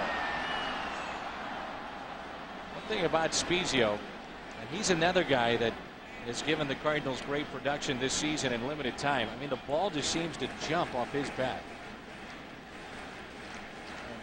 Probably, in my mind, the biggest acquisition over the winter. Yes, he's been on a world championship team, and he started for a lot of good teams at 3 different positions. But after a couple down seasons in Seattle, you just didn't know what you're going to get. And I think the Cardinals are very pleased with Spezio's production. 3-2 pitch. Runner from first. That's Pujols. Was off and running, and it's fouled away. Big crowd tonight here at Busch Stadium. And I mean, it is a gorgeous night for baseball. Perfect. Some of these season ticket holders, they're due one of these nights. I mean, they sit in the sweltering heat, those day games, the weekends, every night. they get the weather like tonight, it is perfect. Bases loaded again for the third time in this inning. The Cardinals will send Rolen to the plate for the second time in this inning. First time up, a 3-run homer for Scott Rolen. A low pitch from the shoe tops, he hit it out. And then to start the 6th inning, his second home run. He now has 21 on the year. I wonder how many times somebody's hit a solo home run and then a grand slam in the same inning. Probably not many. Handful of times at that. I'll see if Scott can join that small list then. And Rolen hits it out to right center field. At the track, it's at the wall, and it's off the base of the wall. That's going to clear the bases. It's 13-2, and Scott Rolen is having a night. 7 RBI night.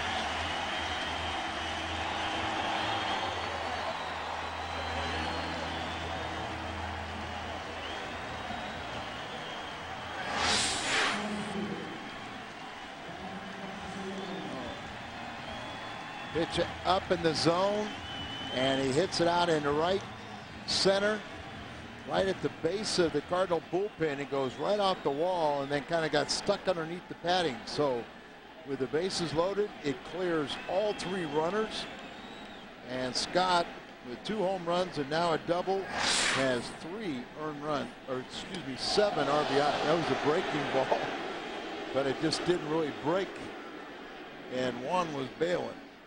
Cardinals had 4 runs in the first, 2 more in the second, and 7 here in the 6th. Sadler is the 4th pitcher used by San Francisco tonight, and he's getting roughed up. Another key acquisition for the Cardinals, and it's been more important as this season has progressed, is the guy at the plate. I mean, he was not a fan favorite at the beginning of the year. He was struggling. He was hitting in the 2 spot. He was hitting in front of Albert Pujols. He wasn't producing. He was getting pitches to hit. He's a quiet guy. He's kind of a shy guy. And now you look at the importance of Encarnacion to this team. He's playing center field every night, and he plays fine. He doesn't embarrass himself out there. He's been fine. And if you think about it, and look at where his numbers are. You know, he basically told everyone to relax. Let's just, you know, hold your horses and just wait until September. We'll see if the numbers are there. He was fully confident that they would be, and they have. He's had a very good year.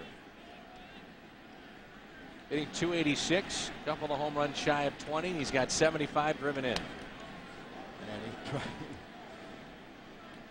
got a pretty good rip right there on that pitch.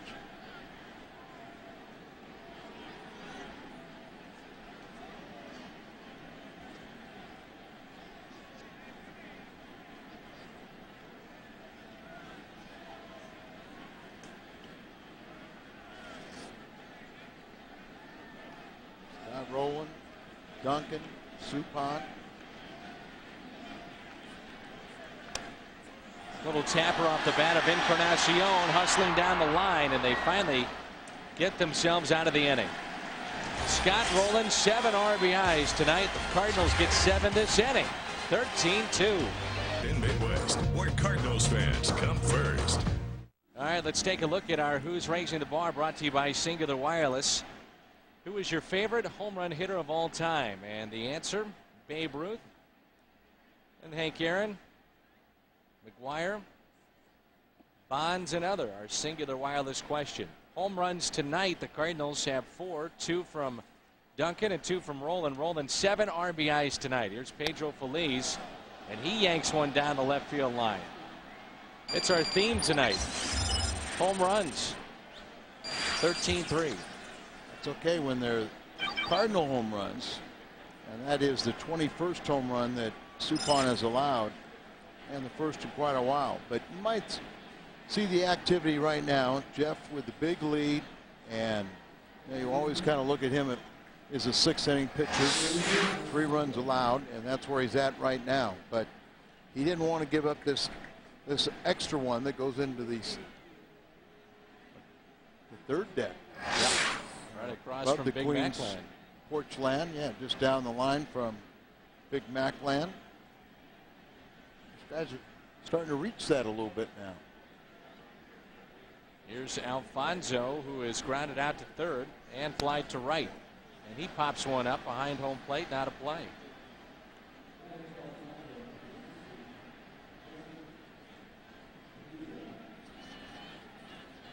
Well, pardon me, we've got a pinch hitter. Justin Nadler is the pinch hitter. Matter of fact, John Hewlett was surprised after the first pitch he announced the pinch hitter. It's going to be a fun weekend with Bruce Sutter in town, and they'll officially retire his number 42, recent Hall of Fame inductee. That will be on Sunday. His good buddy Bob Forsch, third on the all-time Cardinals win list, will be here. And Whitey, and later that night, Whitey has his banquet for his golf tournament. That'll be Monday out at Forest Hills, but it's going to honor his 3 Hall of Famers, starting with George Brett, Ozzie Smith, and then Bruce Sutter. Yogi Berra is going to be there also. And I can't believe how nice you are in helping me with my golf tournament and getting some balls signed by those guys. Oh, you know, so when are you going to give me the balls that I can get signed by all those guys? Working on it. Okay. I'm working on it. Because if you transfer them to me, I will get them back to you. I appreciate that. Out to right center field, and it's caught by Duncan.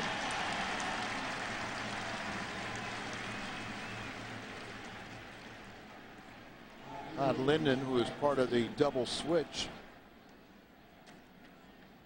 brought in Sadler, will now hit. Cardinals, if they can win tonight, they go to 78-68. Giants just a game above 500 if they can't come back.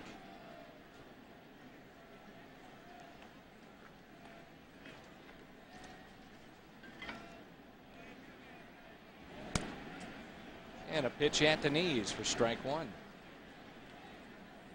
291, 2 home runs, 5 RBIs. He's hitless in his last 2 games. He's hit right-handers to a 314 clip, 11 for 35. Just saw a shot of Albert Pujols. Ceremony on Sunday is for Bruce Sutter. Tomorrow, prior to the game, Albert Pujols will be recognized as the nominee for the Roberto Clemente Award.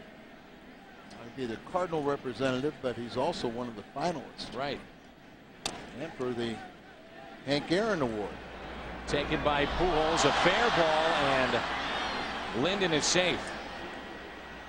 Air charged Albert Pujols, number 6 on the year. I'm more concerned he didn't get stepped on or get injured on that little tricky play that kind of flashes of Scott Rowland. Yeah, right down the line, and it hopped right over the first base bag, and Jeff right there in the middle of it too. So you see it's a fair ball, but look at that little turn it made, and that's what threw him off. Then it hits the heel of his glove, and the umpire almost gets in the way of it too. But somehow Linden misses Pujols, Suppan, and our first base umpire Ed Rapuano. Jason Ellison will be a pinch hitter for Randy Wentworth. Back to the top of the lineup for the Giants. Game like this, you wonder if Barry Bonds will get another at bat. 13-3. Might be headed back to the clubhouse, get some ice on those knees, and he's also talked about having surgery on his elbow. Clear up some bone chips in there.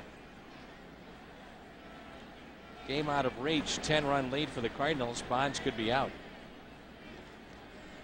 Here comes an 0-1 pitch. Ellison hits it down the right field line. This is trouble. It's slicing, and it's out of play.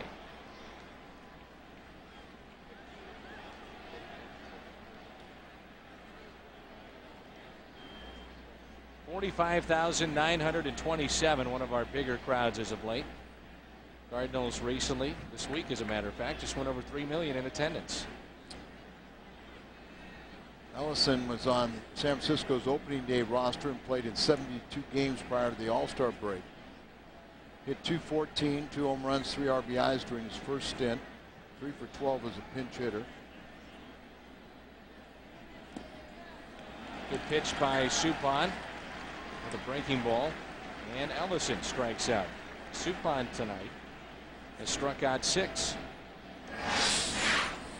Good breaking ball, and AAA, they didn't have that type of breaking ball where he hit 406 in 46 games at Fresno.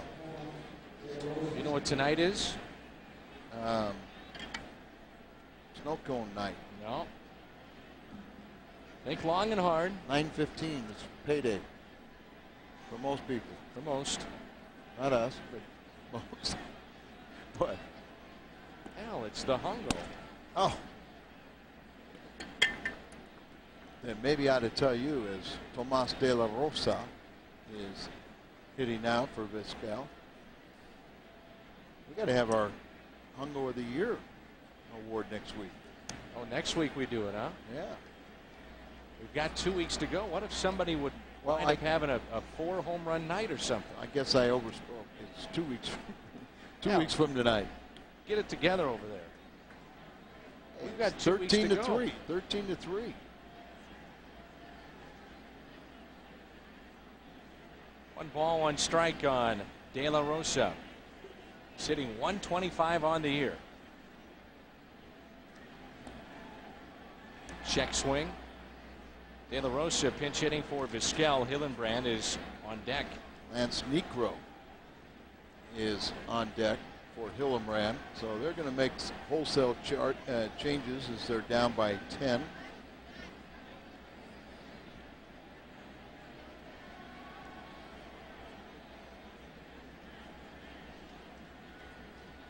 Here's a 2-1 pitch. Chopper left side. Miles no play. We were talking earlier about Miles, and that's a base hit there, but he made 10 errors at second base in 86 games, 402 chances, and 4 errors at shortstop in 26 games, 118 chances.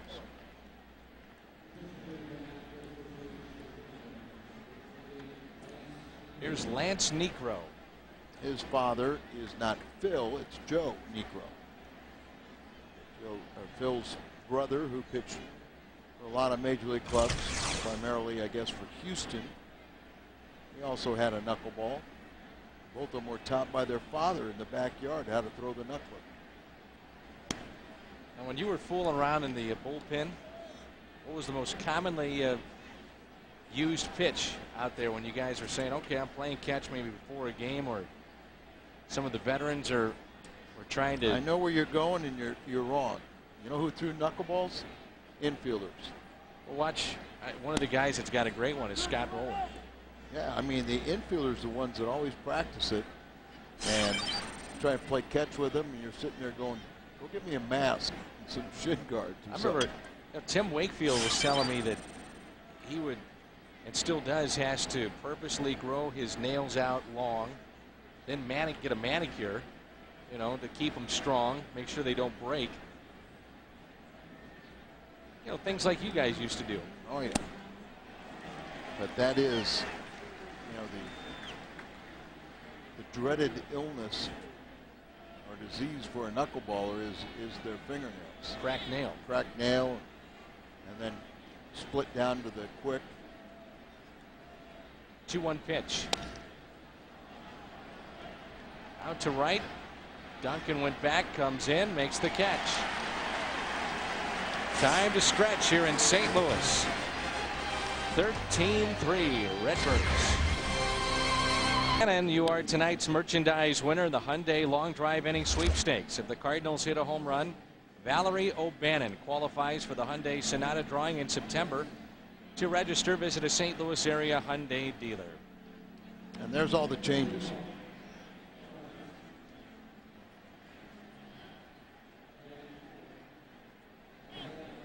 You got them all? Yeah, Vizcaíno. All right. Vizcaíno for Belliard. And what else you got, Al? Well, bring it to me. Necro is at first base. We got Kevin Franson is at second base. De La Rosa stays in the game to play shortstop. Lewis is now in left field. Ellison stays in playing center field. And Justin Knodler is our new catcher. Vizcaino, 2 balls, no strikes. Sadler's still in the game. He's going to get some work. 2-1. Scott Rowland tonight with 7 RBIs, which sets his career high. The previous high was August 19th, 2003 against Pittsburgh. And that ties Albert Pujols for the most RBIs in a game this season. And that was that Game 1 devastating loss to the Mets, August 22nd at Shea Stadium, when Pujols had that big game. Vizcaino grounds to first, out number 1.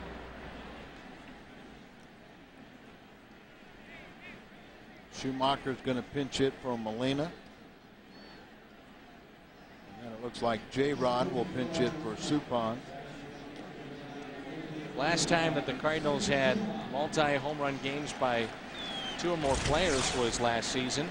Edmonds and So Taguchi both had a pair. Tonight it's Duncan and Scott Rowland. Schumacher is hitting under 200 and hits 1 foul. There's Taguchi. Is that the Cubs game? That was a Pittsburgh game. Pittsburgh. Schumacher, as you said, he was up here earlier and really struggled a little bit, but he played for Team USA in the qualifying games for the 2008 Olympics. Slowly hit to first. 2 down. And he batted .405 in those 9 games with a home run and 8 RBIs. John Rodriguez will be the pinch hitter for Jeff Suppan. Our next telecast on FSN will be from Milwaukee. We'll come your way at 6:30 with the pregame show Monday night.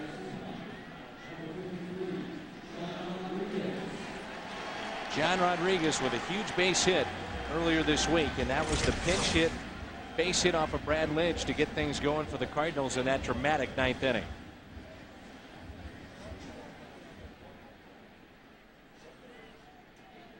Seven innings for Suppan, 8 hits, 3 earned runs, no walks, struck out 6, gave up a home run to Pedro Feliz. And Suppan is in line for victory number 12 if they can hold on to this lead. He pitched very well again, continuing that trend. 1-0 pitch. Of course, John was down in the minor leagues not that long.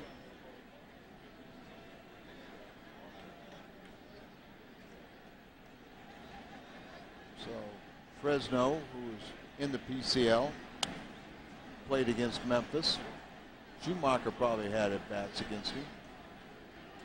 100 pitches for Jeff Suppan tonight. 63 of those were strikes. Sup just keeps rolling along here in the second half.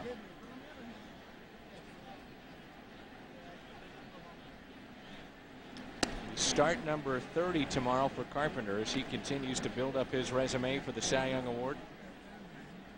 Trying to pick up his 5th straight win.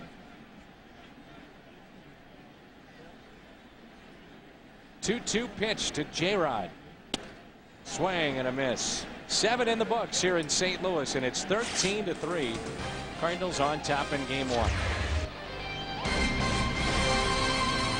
Game recap. It's 13-3 with Steve Klein back in town and old friends reunited. All St. Louis here in game 1. Bond's in town. He is not homered tonight. Did pick up a base hit, but home runs the story. Duncan with a couple. Scott Rowland with a couple. He has got 7 RBIs tonight, does Scott Rowland. His first home run, a 3-run shot. And then Rowland did it again back in the 6th inning. And the big hit in this game, the bases loaded double by Scott Rowland as well. 8th inning rolls in here at Busch Stadium, and Randy Flores will be the pitcher. And there's all kinds of changes going on out there. Oh, yeah. And I don't have a clue. Oh, I got them all. Okay, we'll start with... Al, I was doing the game recap. I didn't see all the changes, so I want you to just take on over. All right, well, you see Duncan has moved from right field to first base. And Schumacher's out in right, Taguchi out in center, Now you can John hold it right Rodriguez in left, Spezio is at third, Miles at short, Vizcaíno at right second, now. Look at that shot. Rose at behind the plate, and Flores, as you said, is pitching. That shot right there explains it all. You got it. Enough said. Ground ball hit to the second baseman. Vizcaíno, I just told you. Couldn't write fast enough. Numbers on Randy Flores. 59 games for Randy now. 1-1 record. I said during the pregame show, Joel and I were talking about the closing situation. Isringhausen did throw on the side that, you know, don't be surprised if a guy like Randy Flores is left for the ninth to get maybe that one key out. Maybe a guy like Bonds. Sure. Yeah, no problem. And this is one way, too, to, you know, if you don't have a bona fide closer, you score enough runs. Yeah, it's never a safe situation to, you know, to really worry about it. Of course, we're still in the eighth inning, but I think for the most part they'll go with Wainwright. But Tony and Dunk have Looper as an option, and then, like you say, one of the left-handers for a key left-handed bat may finish off a game. Out to left center field. And this ball is gone. They're hugging and kissing out there, it looked like. Kevin Franson picks up the home run. His second home run. That poor guy out there makes the catch, and the fans are going to be all over him right now. Throw it back. See, you could be in a real dilemma out there. What if you have a kid at home that wants that kind of ball? You know, I mean, you can't give that thing up. I think what you got to do is you always got to carry an extra ball. Throw the fake one back. I don't know whoever started this tradition of throwing visitors home run balls back on the field, but it's always the people that don't have the ball put pressure on the poor fan that does have it. I saw a shot with Bonds in Wrigley Field a couple of weeks ago. He hit a home run. The fans are all over the guy to throw it back. I don't think so. And the buddy behind him had exactly what you're talking about, a souvenir ball. And threw it out on the field, and the place went nuts, and the other guy kept the real ball. They were in cahoots. Smart, though.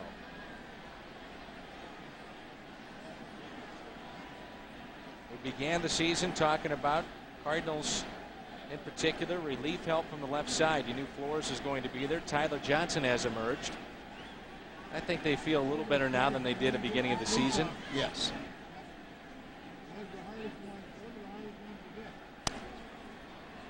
If anything, these guys are kind of really, Randy needs some work.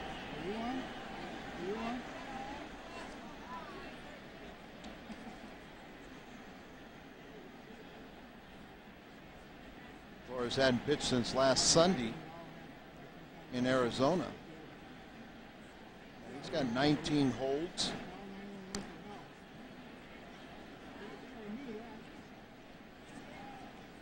Two weeks from tonight, we'll be wrapping up our season here on FSN. And that following week, we start hockey. We're on the 5th? On the 5th.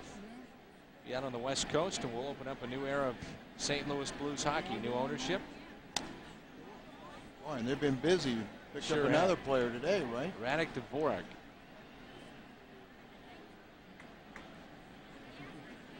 Checkett's era.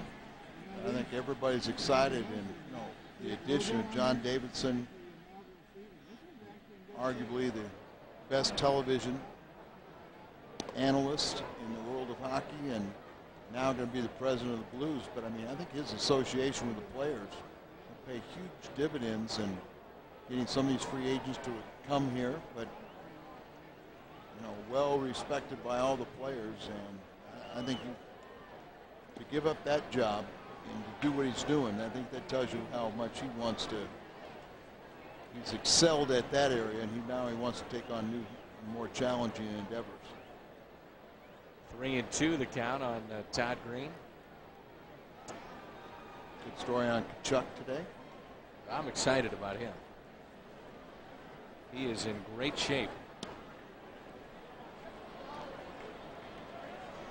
Which was a problem at this point last year. Reported to camp out of shape after the lockout of the entire season. You might make that mistake once, but usually when you have this much pride and talent as Keith does, you don't do it a second time. Well, and that's the key. I mean, he's got pride and wanted to be physically right in the latter stages of his career, and he still could be one of the premier players in the NHL. He's made a bundle of money, but you know what keeps him going is the fact that he wants to compete and wants to do it at a high level. I mean, once you've hit that level, you would know better than I. I mean, you don't ever want to lose it, obviously, and if you lose it because you get out of shape, it's shame on you. If you lose it because of old age and you know the game's passing you by, that's another story. Yeah, and I think when you talk to most people when they retire, a couple things come to mind. You know what they miss the most, and one is the competition, obviously, but it's the rest of it's the camaraderie with your teammates, and it's hard to explain that, but just that way it feels to be in that locker room and be part of a close-knit group. Spend more time with your teammates. In baseball, you spend more time with your teammates than you do your family. 2-2 the count. Pedro Feliz is homer tonight.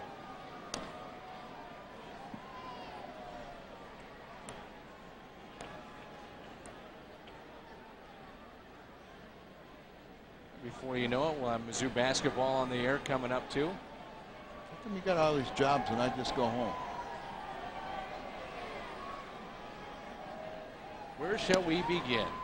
No.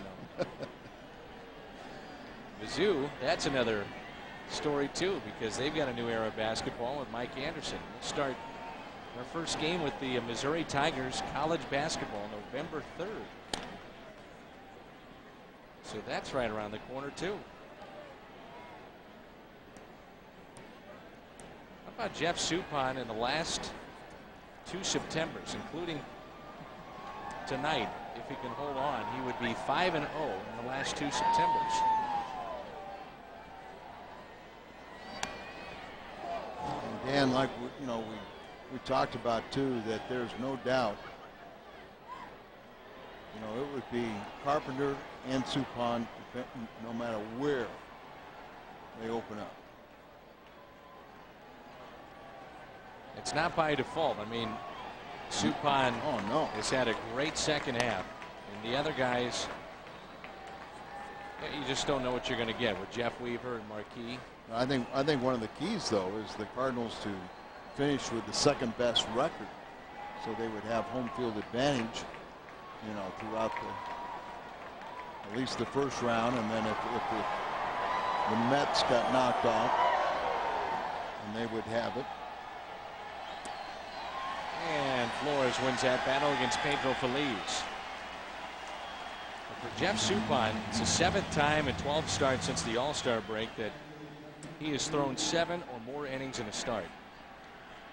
Pretty good consistency there for a guy that a lot of times only goes 6 innings. 7th time since the All-Star break to do that. And his 3 earned runs allowed tonight, tied for the 3rd most he's allowed in a start since the break. Right. His last 2 starts, he'd only allowed 1 earned run. Has Suppan gotten a hungo this year? I don't remember. One comes up on Spezio and safe at first. 5.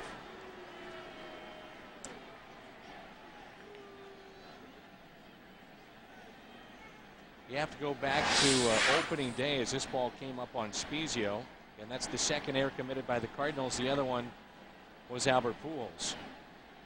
And Brad Thompson was going to come in. About to say, though, it's the 2nd highest run total in an inning this season Go back to opening day at Philadelphia. The Cardinals scored 8 in the top of the 4th. We're midway through September. Here comes Thompson. It's 13-4. Busch Stadium in St. Louis, 45,927. The Cardinals lead it 13-4. Brad Thompson into the ball game. Opponents hitting nearly 300 against him this season. Majority of his year was spent in the minor leagues after breaking camp with the Cardinals. Here's Todd Linden. I made a start against these Giants, a spot start on May 24th. They allowed a couple runs on 4 hits and 2 innings. Wednesday, a couple innings pitched. That was his second appearance since being recalled. But I think he ironed some things out down in Memphis. That was a pitch down there which he really couldn't do in all through spring training or during his first stint with the club. He just got away from his power sinker, and even his slider was up and elevated. Here's a 1-1 pitch. Hit to short. Miles steps, low throw, picked by Duncan. After the home run, watch the reaction of these fans. I said they were hugging and kissing out there. Let's take a look. Almost a kiss. We got the hug.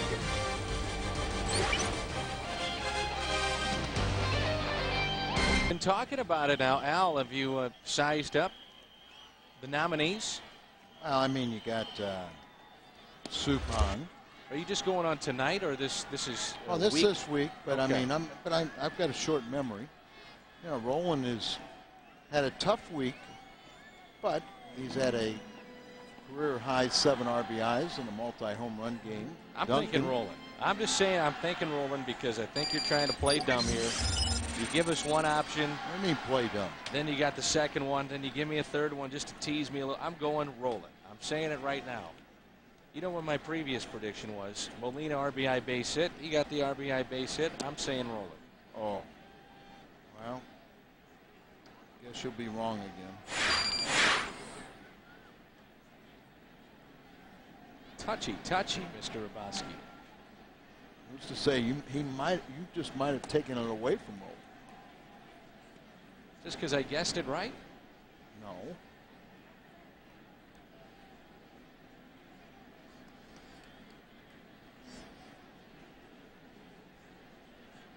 I think you better get yourself ready for the hungo and give it to the right person now. And that's popped up by Miles.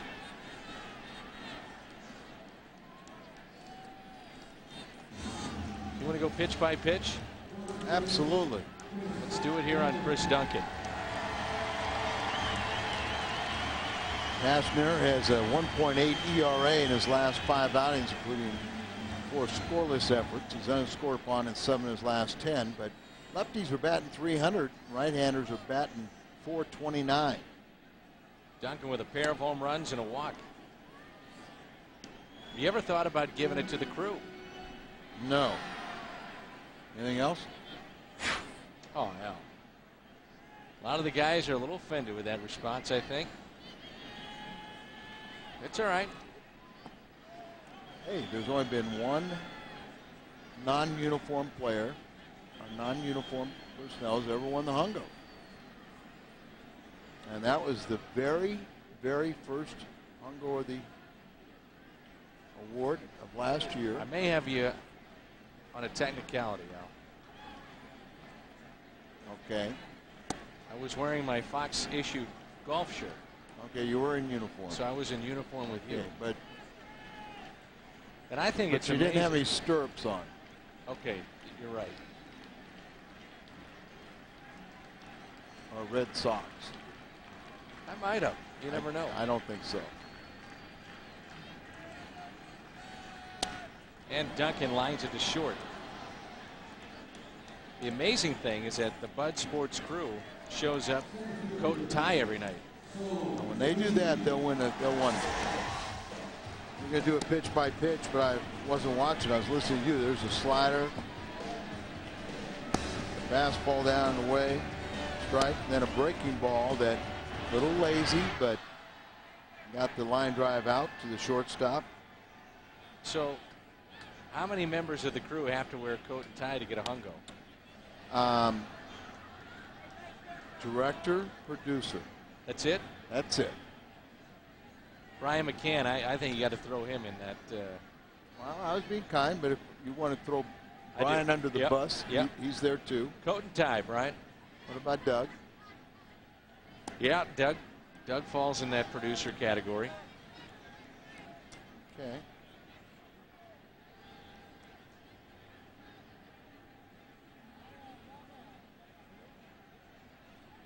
I like it. I think it's appropriate.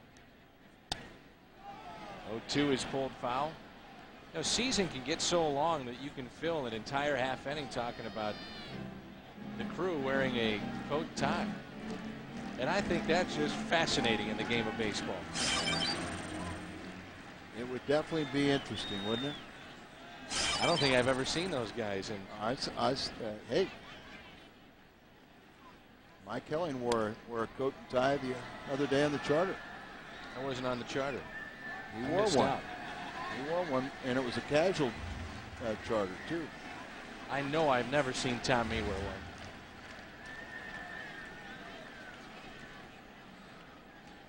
A lot of people want to put him in a hangman's noose. Al, again. I think Doug wore one to my wedding. I'm not sure. What? He wore a coat tie. Oh, okay. Yeah. You have pants on? He was wearing shorts and sandals, but coat and tie was there. Really nice combination. For two different people. There's a base hit for So Taguchi with 2 outs. And a double for So. Batting in Pujols' spot. It was Pujols-like making contact. Wouldn't teach this swing, but he goes down and gets it. Steers it fair. Now, would you trade the crew in if Big Dog had to wear a coat and tie and a suit up here? No, I would just give Big Dog a bobblehead all of his own.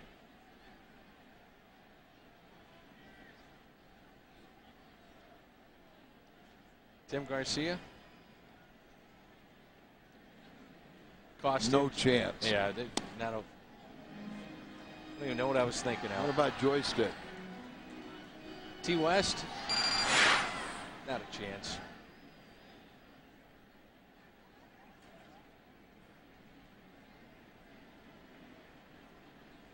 How about Shannon?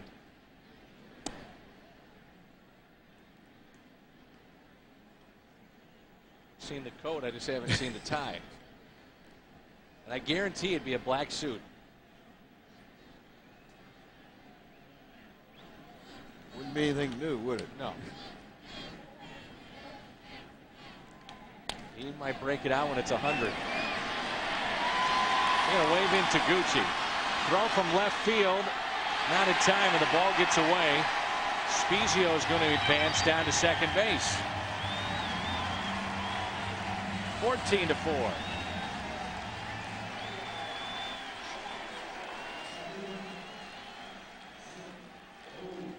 Well, Spezio once again gets another two-out RBI. 46 RBIs and 30 of them have come with 2 outs. Just got enough of it, muscles it out there, breaks his bat, and that's Lewis with a throw home. And Taguchi kind of kicks it as he's coming home. It looks like it hits him on the backside and right there on the backside and deflects off. So it's an E7, allowing Spezio to get to second base. Here's Mike Rose. Puts it out of play and foul. You know you're a new guy with the Cardinals or any team when they don't have your headshot up there on the jumbotron. They just put a Cardinal in your name. Mike Rose.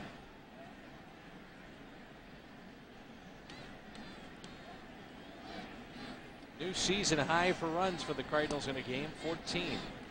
They had 13 3 other times prior to tonight. Philadelphia trying to hold on. I'm sure Billy Wagner returning back to Houston. And Philly's got that 4-3 lead in the 9th inning, bottom of the 9th.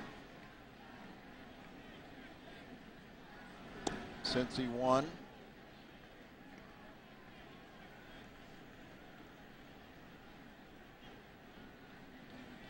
Chicago lost for the 89th time. 59 and 89. Is Pittsburgh ahead of them still? Oh, yeah.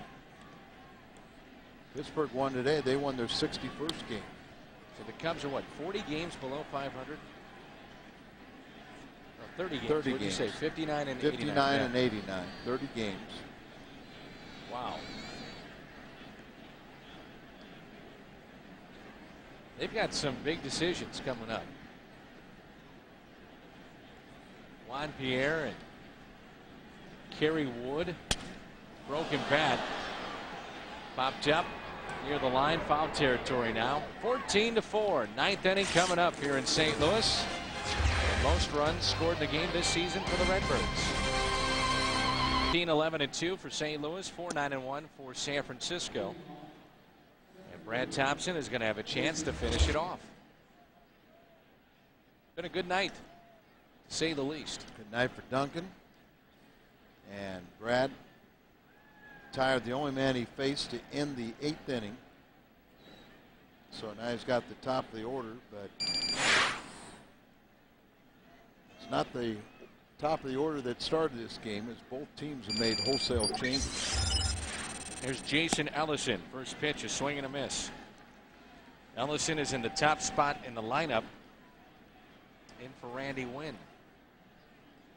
Second plate appearance for Ellison, who struck out in the 7th.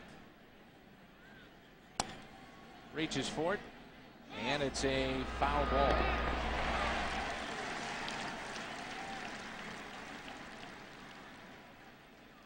Well, these umpires are still very alert on a 14-4 game. I don't think anyone would have said a word. Jim Wolf, our third base umpire, but that had to be the home plate umpire's call as Spezio fielded in front of the third base bag.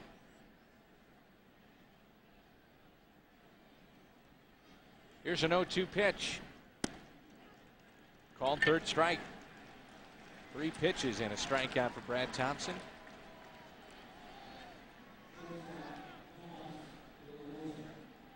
Phillies do hold on and win 4-3 against Houston. They could fall back 7 games.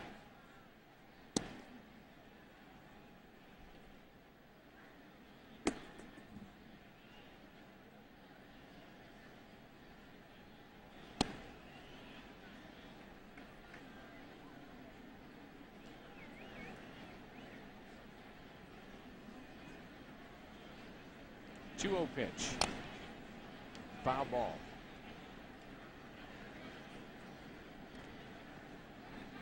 Carpenter tomorrow against Matt Morris. Weaver and Jonathan Sanchez going on Sunday.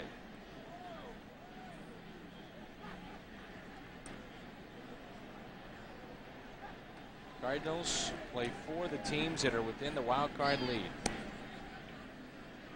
After tonight's 16 games, San Francisco, San Diego, 7 with Milwaukee and 4 against Houston. And after tonight, they'll be 17 and 11 against those 4 clubs. How successful they've been lately against the West. They've won. Prior to tonight, they've won 12 of their last 13 games with teams in the Western Division. Miles. 2 outs. Mark Sweeney will get the chance to pinch hit. Sweeney's got the best pinch hitter, of active players, and he's moving up the list and being the best all time. Well, if you can continue to do this, Lenny Harris is a guy that has stuck around forever. I don't think he's going to catch Lenny, but he's been doing very good job. Thing about Sweeney, he's kept himself in great shape. He can play the outfield. He can play first base. A lot of us surprised that he hadn't gotten more of a chance as a everyday player, but he's found his niche as a pinch hitter. Here's a 1-0 pitch. Hit out to left. And this should do it. Catch is made by John Rodriguez, and the Cardinals take game 1 against San Francisco. Our final tonight, 14-4. Let's give you our Budweiser play of the game. And we saw a bunch of home runs tonight. And the Bud play of the game, courtesy of Mr. Duncan. This is the first home run, which tied the game up at 1-1. A high towering shot out to right. He would do it the second time up. So big nights for Duncan and Scott Rowland this evening. That's your Bud play of the game. We'll come back in a moment. 14-4 the final.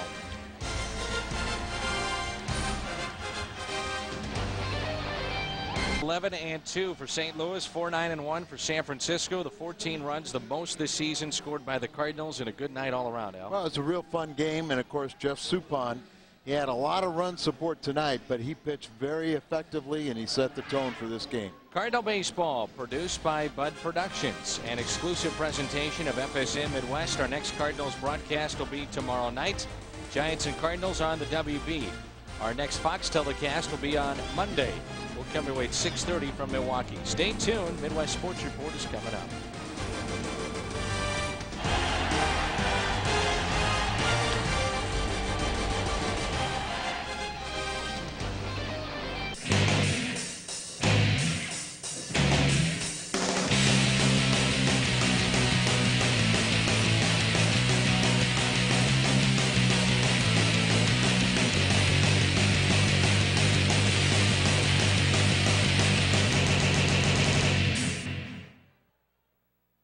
Hey there, and welcome back inside Busch Stadium for the Cardinals postgame edition of the Busch Light Midwest Sports Report. I'm Pat Paris.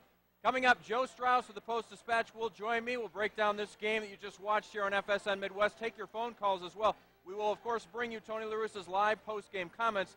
But right now, let's head back down to the field. Our Joel Goldberg is standing by with our star of the game. That's Chris Duncan. They are at the scene, brought to you by Ace Mortgage. Joel, take it away.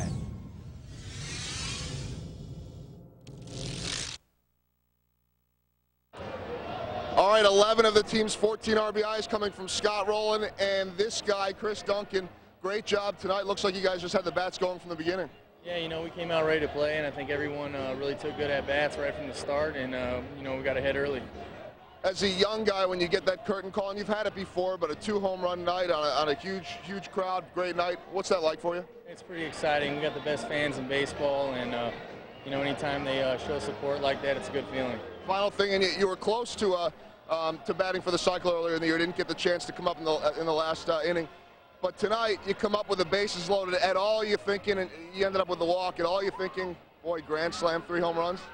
Not really. I was just concentrating on taking a good at-bat and, you know, seeing the ball. And got the RBI on it. Yeah, you know, ended up walking. Take whatever you can get. Good job tonight. Thanks a lot. Appreciate it. All right, huge night for Chris Duncan as well as Scott Rowland. We'll hear from him in just a little bit. Let's go upstairs to you guys. Okay, Joel, in the last 3 years, back-to-back 16-win seasons, Al, for Jeff Suppan. You combine what he's done this year, it's 44 wins in the last 3 years. He has been everything that the Cardinals could have ever wanted in his role, which has been at times a 4, a 5, and now he might be the number 2 going into postseason play. Well, I think when you think about Jeff Suppan, he's probably a perfect fit for this ball club because he knows how to pitch. He doesn't beat himself. As long as he doesn't stay in the middle of the plate, he's fine. He can pitch on both sides of the plate. You know, he had 6 strikeouts here tonight, but he got the ground balls we needed, did this, got the good defense on a consistently basis, you know, on the Cardinals. And so it's a perfect match for him pitching here in St. Louis. And, of course, he has done his end of the bargain by winning 44 games. And probably 3 more starts, so he has a chance to get to 15, too. Well, we take a look, too, at the offense. You know, 14 runs tonight highlighted by Scott Rowland and Chris Duncan. We just heard from Chris. But Scott Rowland, you know, here's a guy that's been struggling a little bit. Hasn't been the kind of guy that we've been expecting down the stretch. But, boy, he turned it on tonight. Well, and you know, it's not that he's trying to turn it on. He's trying to turn it on every single night. But he went down and got a pitch for a 3-run home run. Later on, he gets another home run. You know, he has 7 RBIs on the game, and that's a new career high for him. But, you know, Scott Rowland, if we have to worry about Scott Rowland, we're in real trouble because he comes out there and is a true professional. You always get his maximum every night or day. Well, the Hungo is coming up later in the show, and we send it back to Pat. Guys, thanks very much. See you in a little bit. Cards closer Jason Isringhausen threw 30 pitches off the mound today for the first time since shutting it down with a hip problem following his rough outing. You see here September 6th. Izzy would throw 3 or 4 solid pitches before letting a subpar ball get away this afternoon. The Cards' all-time saves leader had a cortisone shot in his injured hip on Monday. The team will wait to see how he feels tomorrow before making a decision about his future. Well, he just maxed out his effort, I'll tell you that. He was out there, he gave everything he had. I think we just have to wait and see how he responds, because he did admit that he made a bunch of great throws, but every once in a while he felt something when he landed wrong. That's the part that he's kept him pitching all along. I mean, he and Marty and Dave, they've worked on it. His arm feels great, and his mechanics, you know, they've tried to stay with it. It's just that he has a physical problem when he lands sometimes, and it's just his left side crumbles, you know, and you can't, it just alters. There's nothing wrong with his delivery except he doesn't have a sound base. With Izzy out, Braden Looper has stepped in along with Adam Wainwright, but not only has Looper pitched the 9th, he's also being called upon to pitch the 8th inning. While Looper is not particularly comfortable with the 2-inning role, he knows it's a position he has to fill for the time being. I think ideally anytime you can go out there and just pitch well, it doesn't really matter. But I probably prefer 1 inning because you feel good when you come in, you got your job and you're done. But, you know, right now it's one of those situations, you know, it's the time of year where every ball game's so big and whatever it takes, you know, everybody's got to kind of put everything aside and just go out there and do the best they can. Well, he's one reason that we're in good position. I mean, he's got 9 tough wins, and he hadn't vultured any of them, or one of them maybe, but I mean, he's really gone there where the game could have been lost, and he's got zeros, and we won. So, you know, he was, and now with he and Adam, we feel like, you know, we can find a way to get in the clubhouse with a win if we can get the lead.